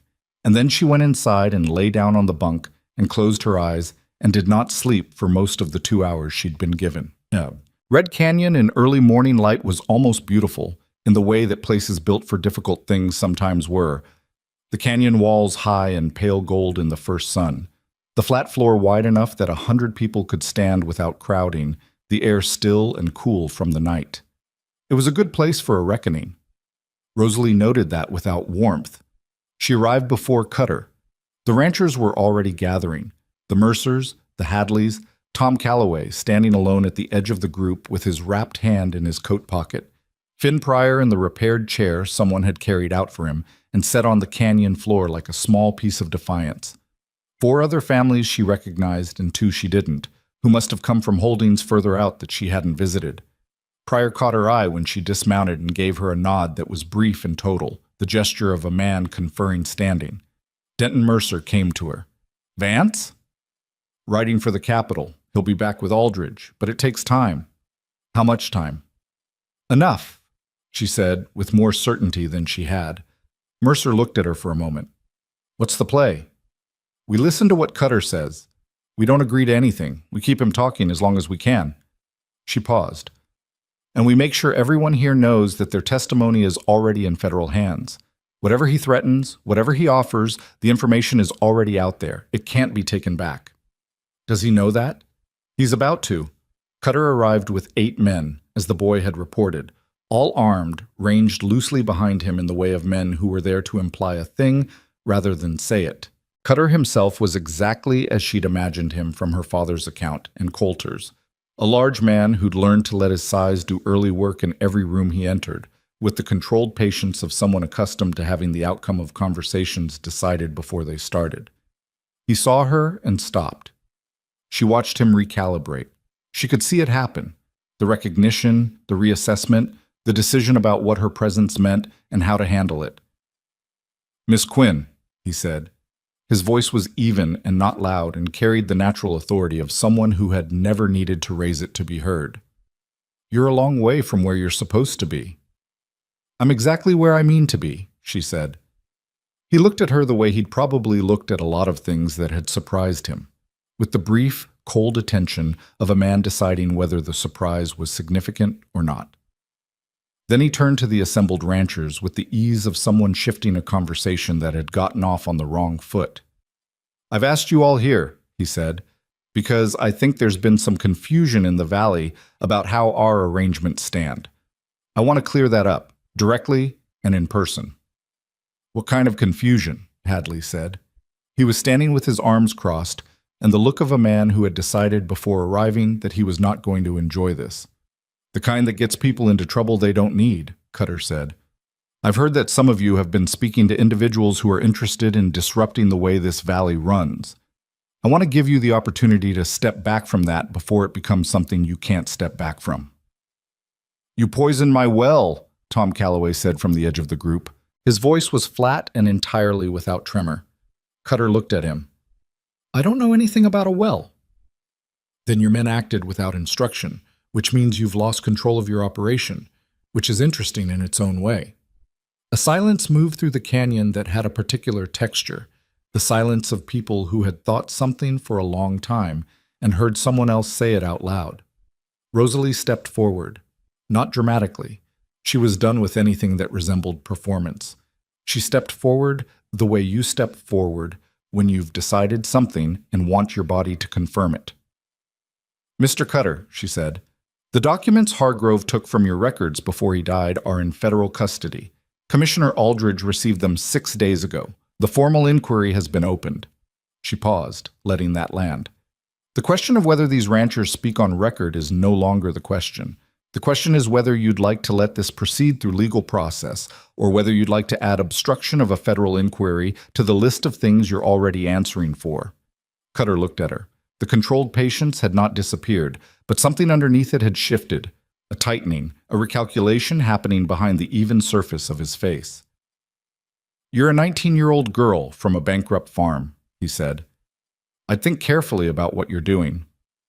"I've thought carefully about everything I've done," she said. "That's rather been the point." Cutter's men had moved, she noticed. Not dramatically, but the loose arrangement behind him had tightened, angles shifting. She kept her eyes on Cutter, and not on the men, because looking at the men was where this could go wrong.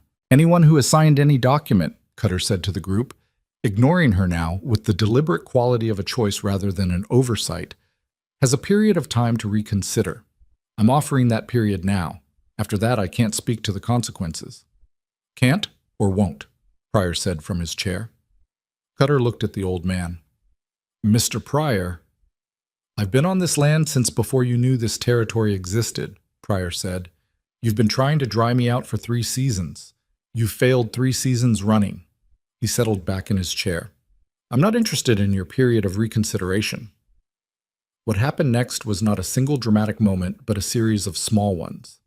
Mercer moved to stand beside Pryor, then Hadley, then Tom Calloway, who crossed from the edge of the group to the center with his wrapped hand in his coat pocket and his jaw set.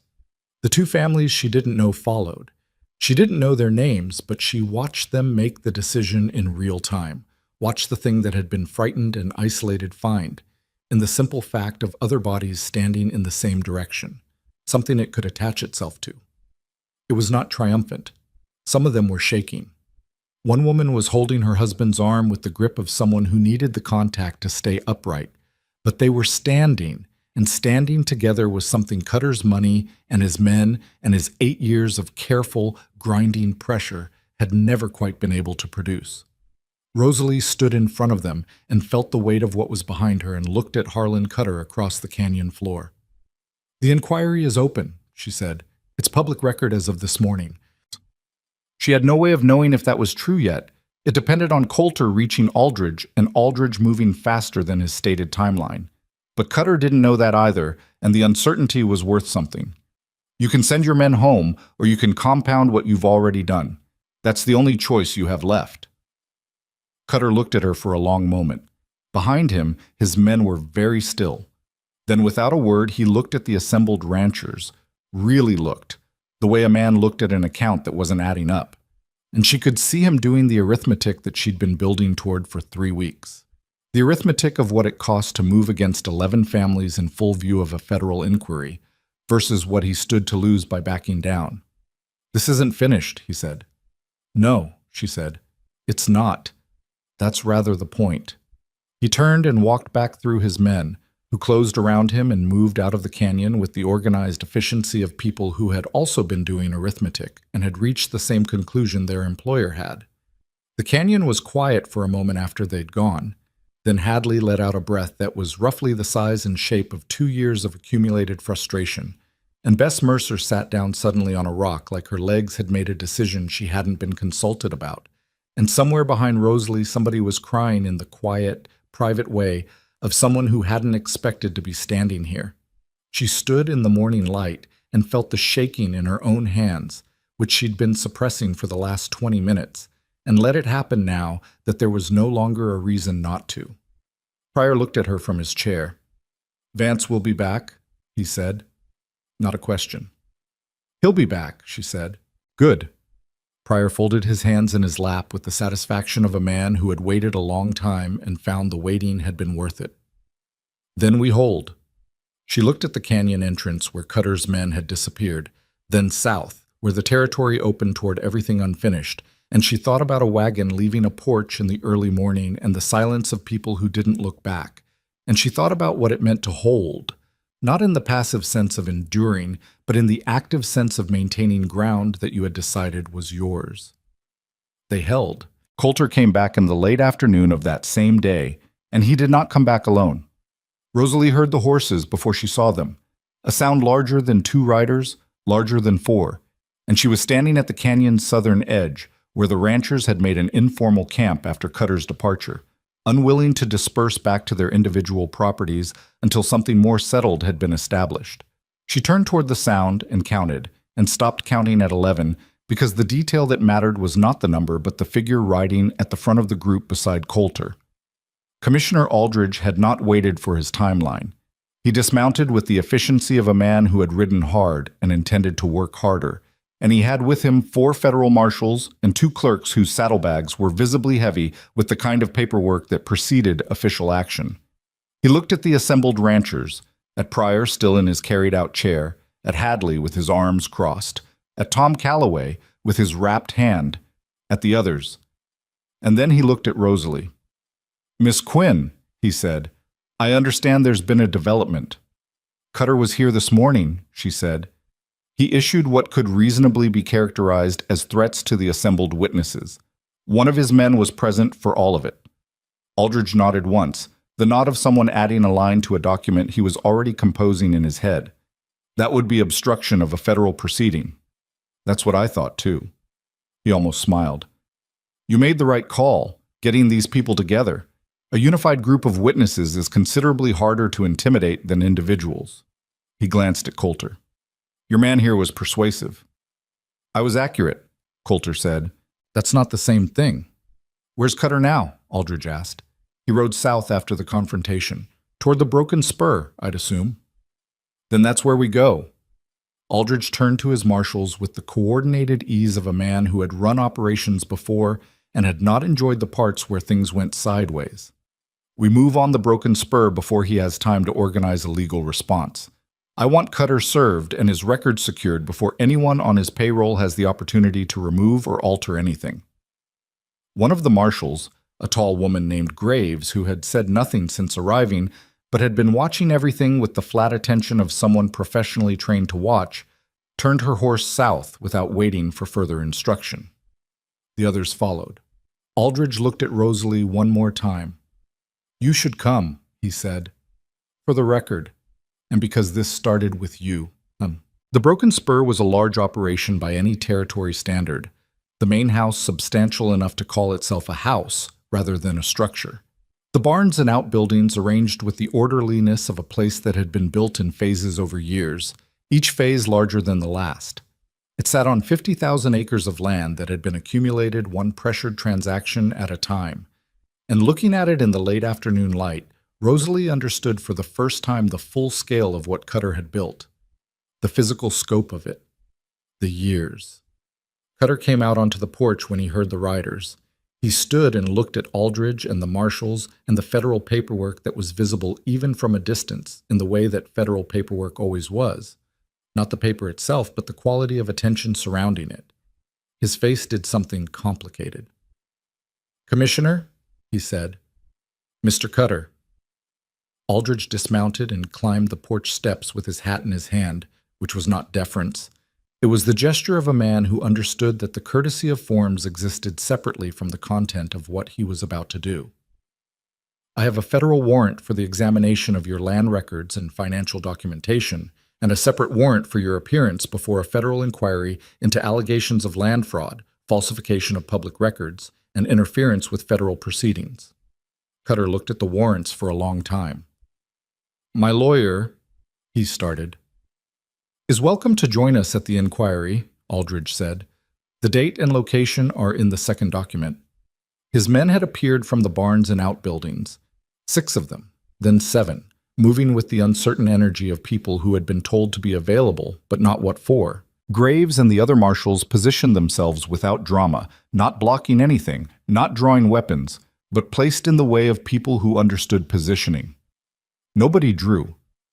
That was the thing Rosalie would remember afterward, the anticlimax of it, the way 8 years of a man's power could arrive at its ending, not in gunfire, but in a man standing on his own porch reading a piece of paper with the expression of someone doing arithmetic that was not coming out right. Cutter looked up from the warrant at Rosalie. She was still on her horse. She hadn't planned it. She'd simply not dismounted yet. But she was aware, in the moment his eyes found her, of how it read. A girl who'd been loaded onto a wagon and sent away from everything she'd known, sitting on a horse watching a federal warrant served on the man who'd bought her. She held his gaze and didn't look away, and didn't say anything, because there was nothing that needed saying. He went inside with Aldridge and the clerks. Marshal Graves came alongside Rosalie's horse and looked up at her. "You want to come in?" "Not particularly," Rosalie said. Graves nodded. "Then you can wait. It'll take a while." It took 4 hours. The sun went down while Aldridge's clerks worked through Cutter's files, and lanterns were lit inside the main house, and the golden light through the windows made the whole scene look warmer than it was. Coulter dismounted and stood near her horse, and they waited in the way they'd learned to wait together, without filling the time with words that weren't necessary. At some point, Coulter said, "You're not going to feel what you think you're going to feel." She looked at him. "What do you mean?" "When it's done. People expect something large. Usually it's just the next thing." She thought about that. "You've seen this before." "I've seen the end of things before. The relief comes later and it's smaller than you expect. What you get in the moment is mostly just tired." She looked at the lit windows. "I'm already tired." "Then you're ahead of schedule." She almost laughed. It was not quite funny, but it was close, and the closeness of it was its own kind of relief. Harlan Cutter was taken into federal custody that night on a combination of the documentary evidence and the obstruction charge from Red Canyon, which Aldridge told her was tactically the most valuable thing that had happened that morning, not because obstruction was the most serious charge, but because it had witnesses, it had happened in daylight, and it was incontestably recent. The older charges needed the full inquiry to establish. The obstruction charge established immediately that the man was willing to intimidate witnesses in real time, which colored everything else in a way that was difficult to argue around. The county recorder Sessler was removed from his position within the week, replaced by a federal appointee while the inquiry ran. Two of Cutter's men cooperated with investigators in exchange for reduced exposure, and what they described in their depositions added texture to what the documents had established. The systematic nature of it, the decades of small, careful pressures applied to people who had no legal recourse and no reason to believe anyone was watching. Someone had always been watching. That was the thing. Hargrove had watched and died for it. Finn Pryor had watched for years and refused to leave his land. Coulter had watched from his hillside ranch with the particular combination of guilt and helplessness that comes from knowing something is wrong and not yet knowing how to move against it. The watching hadn't been useless. It had accumulated into the thing that Rosalie had walked into and gathered up and carried to a federal commissioner. She thought about that sometimes, in the weeks after. The way justice, when it came at all, was never the product of a single person's courage. It was the accumulated weight of everyone who had refused to entirely look away, over a long time, waiting for the moment when looking away finally became more costly than acting. The inquiry ran for 6 weeks, and Rosalie was present for most of it, not as a witness primarily, though she gave a full account of the arrangement her family had made with Cutter and what it represented, but as the person who had organized the case and who understood the documentation better than anyone except Aldridge and his clerks. She sat in the back of the inquiry room and listened to 11 families tell their stories on record for the first time, and the stories had a cumulative weight that individual accounts didn't. The way the same pattern repeated across a decade, across different families, different ranches, different forms of pressure, always arriving at the same destination. Tom Calloway testified in the second week, with his wrapped hand still visible, and described the poisoned well with the same flat, controlled voice he'd used at Red Canyon. The inquiry board listened without interrupting. The silence in the room during his account was not uncomfortable. It was the silence of people giving something the attention it deserved. Bess Mercer testified about the water claim on the East Pasture. 11 years, she said. And the steadiness in her voice was the steadiness of a person who had decided that the only way through a thing like this was to say it as clearly as possible and let it be what it was. Finn Pryor, who had been speaking on record for 3 years and never been heard, sat in the chair that had been placed for him at the testimony table and said everything he'd been saying for 3 years, and this time someone was writing it down with the authority of a federal proceeding behind the pen. Aldridge moved through the evidence methodically, in the way of someone who had been building toward this for 2 years and was not going to rush it now that the materials were in hand. He was not a dramatic man. He did not try to make theater of the process. He presented evidence, heard testimony, and allowed the accumulated record to speak in the way that record spoke, plainly, without flourish, with the particular power of documented fact. Harlan Cutter's lawyers argued. They argued well, and some of what they argued had merit in the narrow technical sense of the law, and some of the proceedings were slower and more difficult than they might otherwise have been because of it. The law was not, Rosalie learned through 6 weeks of watching it operate, a clean instrument. It was imprecise in places and slow in others, and susceptible to the kind of maneuvering that well-paid lawyers were expert at. But the alterations in the land records were not something that could be argued around. Drum's assessment, meticulous, specific, cross-referenced against the official filed versions, established beyond reasonable contest that the official documents were not the originals, and that the changes had been made in a pattern that consistently benefited a single party. That was the spine of the case, and Cutter's lawyers could put pressure on the ribs, but they couldn't break the spine. The ruling came on a Thursday morning in the 7th week, and it came in the specific, undramatic language of federal land administration. A 12-page determination that found the alterations material and fraudulent, ordered the restoration of land records to their original surveyed boundaries, and referred the criminal matter to territorial prosecution. Rosalie read all 12 pages in the inquiry room after the session closed, sitting alone at the table with the document in her hands. Then she folded it and put it in the inside pocket of her coat and went outside into the street. Coulter was waiting with the horses. He looked at her face and didn't ask anything. "It's done," she said. He nodded. They stood in the street for a moment in the ordinary afternoon light, with people moving around them the way people moved in administrative towns, purposeful, incurious, absorbed in their own accounting. The world had not visibly changed. The buildings were the same buildings. The street was the same street. She thought about what he'd said outside the broken spur. "You're not going to feel what you think you're going to feel." He'd been right. What she felt was tired, and something underneath the tiredness that was quieter and more complex than relief, and underneath that, further down, something that was taking its time arriving and might turn out to be in a few days or weeks, something close to peace. "Let's go home," she said. He looked at her. It was the first time she'd said it, home, and they both knew it, and neither of them made anything more of it than a small, private acknowledgement. "Yes," he said. "Let's, see." The land restoration took considerably longer than the ruling. It took the better part of a year.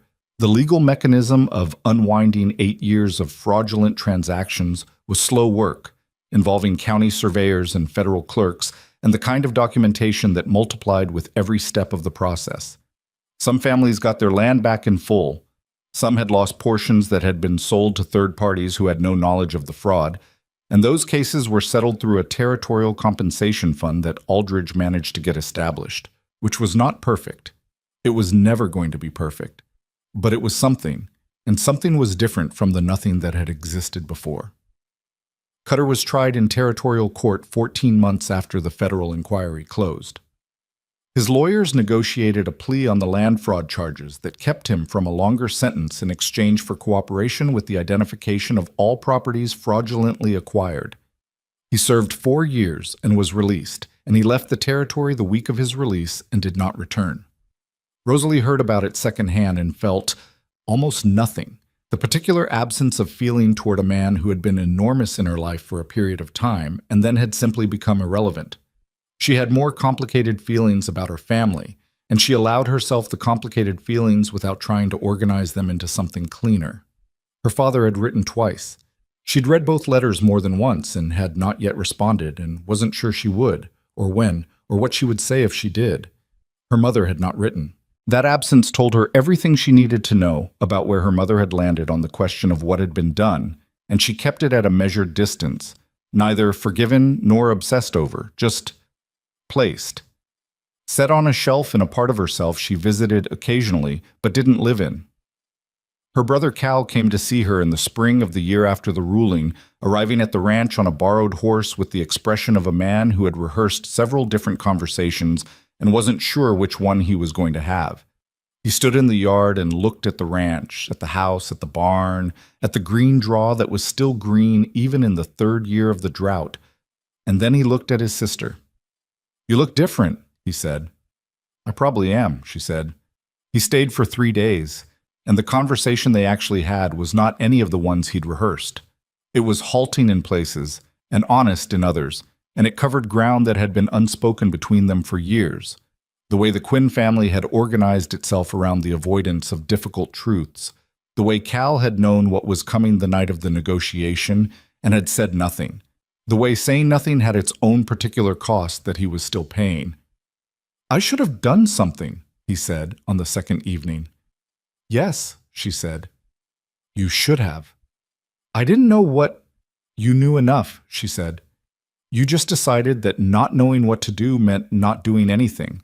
That's a choice, Cal. Doing nothing is still a choice." He sat with that for a while. She let him sit with it. "I'm sorry," he said, and then, quieter, "I don't know if that means anything." "It means you know what it is," she said. "That's a start. But I'm not going to tell you it fixes it, because it doesn't." He left on the 3rd day, and she watched him go from the same porch she'd watched a lot of things from, and what she felt was not warmth exactly, but something that was at least the beginning of a possibility, of a relationship rebuilt, slowly, on more honest ground than it had stood on before. Maybe. If he did the work. If she decided it was worth the effort. Both were open questions, and she was learning that open questions were not always problems. Sometimes they were just time. The ranch expanded by spring. Not dramatically. They added a second small structure that could house settlers passing through who needed a stopping place. And they put in a larger kitchen garden than the previous seasons, and Coulter acquired 2 additional horses that he was training with the same patient, unflashy method he applied to everything. A young couple from the south of the valley arrived in March, newly married and looking for work while they saved enough to establish their own claim. They stayed through summer and into fall, and the girl, 17, sharp, with the watchful eyes of someone who'd learned early to read rooms, reminded Rosalie in ways she didn't try to articulate of herself.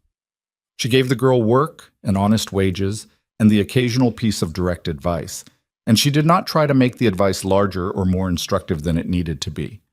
She'd had enough of people who thought wisdom was best delivered in the shape of lessons. What she offered instead was the specific and practical. Here's how you handle a difficult negotiation. Here's how you read a land document. Here is what to watch for in the behavior of people who want something from you. The girl listened with the attention of someone who understood that useful information was rare and worth keeping. Good.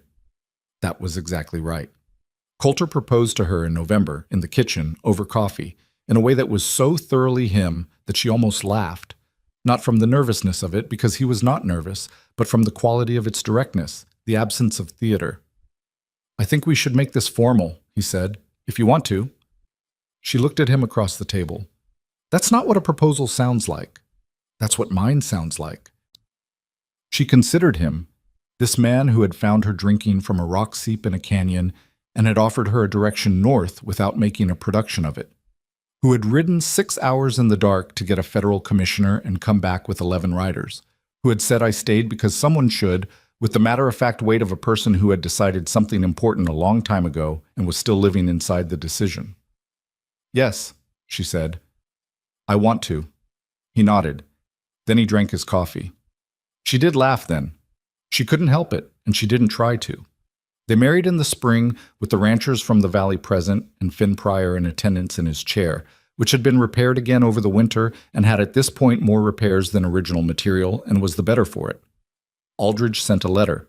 The young couple who'd been staying helped set up the tables. It was not a perfect day. The wind came up in the late afternoon and blew dust across everything and knocked over 2 of the table arrangements, and someone's horse got into the kitchen garden and had to be extracted with a combination of patience and profanity and Rosalie's dress, which she'd made herself over 3 weeks, which she was proud of, which was not quite even at the hem, got a tear in the side seam from a nail on the barn door that she didn't notice until 2 hours after it happened. She repaired it that evening with the same thread she'd used to make it, sitting in the kitchen while the last of the guests finished saying their goodbyes, and she sat with the imperfection of the day and found that she didn't mind it. Perfect days were invented for people who couldn't tolerate reality. This was a real day, with real wind and real dust and a real tear in a real dress that she'd made with her own hands, and it was enough. More than enough. There is something that happens to a person who has been told, early and often, that they are less valuable, less capable, less entitled to take up space and make decisions and matter in the accounting of things. The telling goes in and stays in, and it shapes the way a person moves through the world in ways that are hard to trace because they feel like the self rather than something done to the self. You internalize the diminishment. You start doing the diminishing for them before they have to. Rosalie Quinn had been doing that her whole life. She had been careful and quiet, and had watched rooms and cataloged exits, and made herself small in the particular way of someone who has learned that making herself large costs more than she could afford to pay. And she had been, in that careful smallness, absolutely paying attention to everything, to everyone, to what was wrong and how it was wrong, and what the gap was between what existed and what might exist instead. What she learned in the year that followed the wagon leaving her family's porch was that the watching had not been wasted. The skills she'd built in diminishment, the precise attention, the ability to read rooms without appearing to, the habit of cataloging what mattered and setting aside what didn't, was the same skill that had made it possible to build a case out of scattered pieces, to talk 12 frightened families into standing in a canyon, to look a powerful man in the eyes and say, The inquiry is open and hold his gaze until he blinked. The diminishment had been done to her.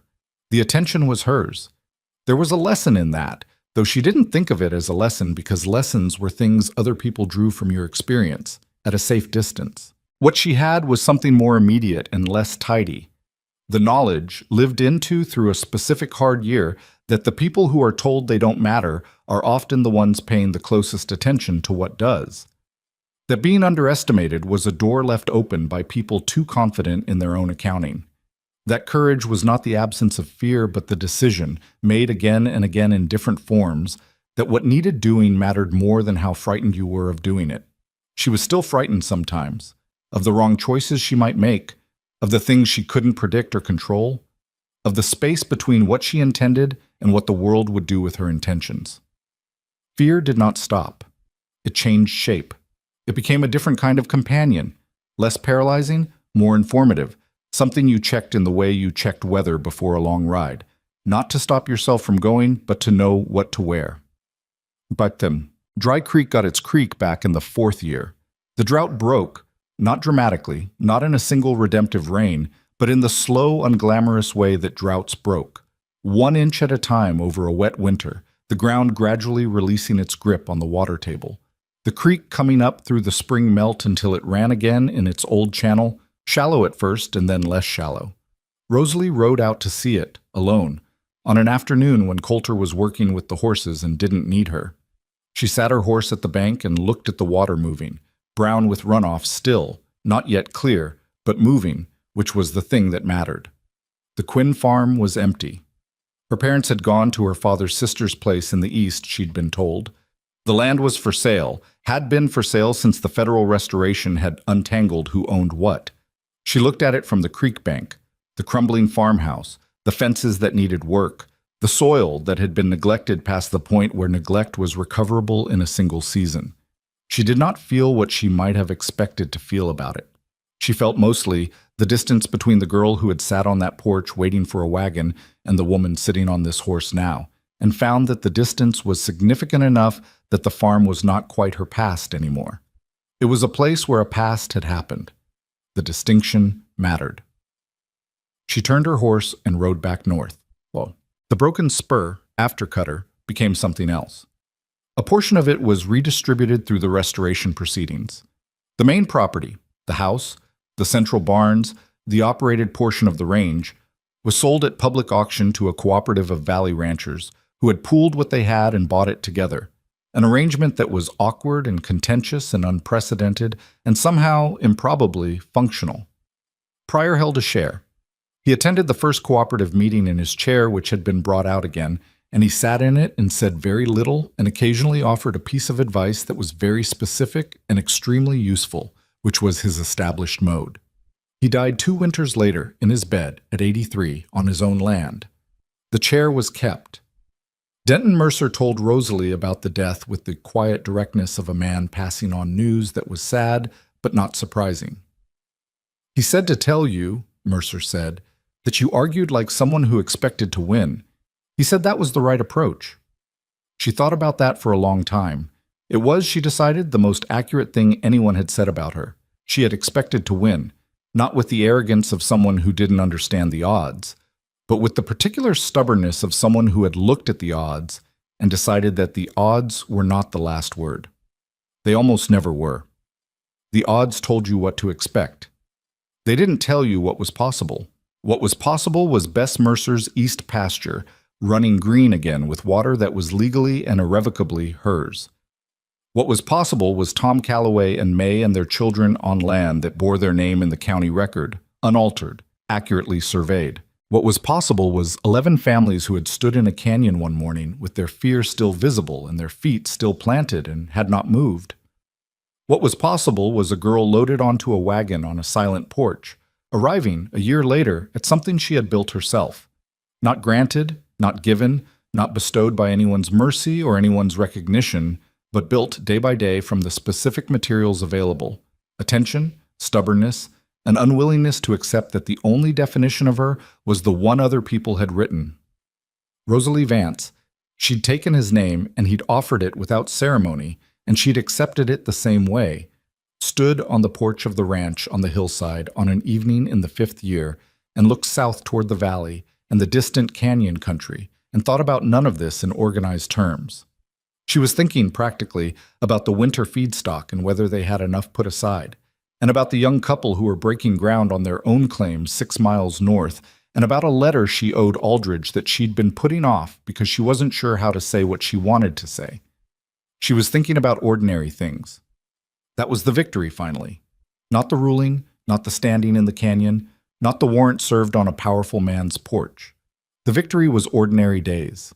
The right to have them, the right to stand on her own porch and think about winter feedstock and owe someone a letter and belong.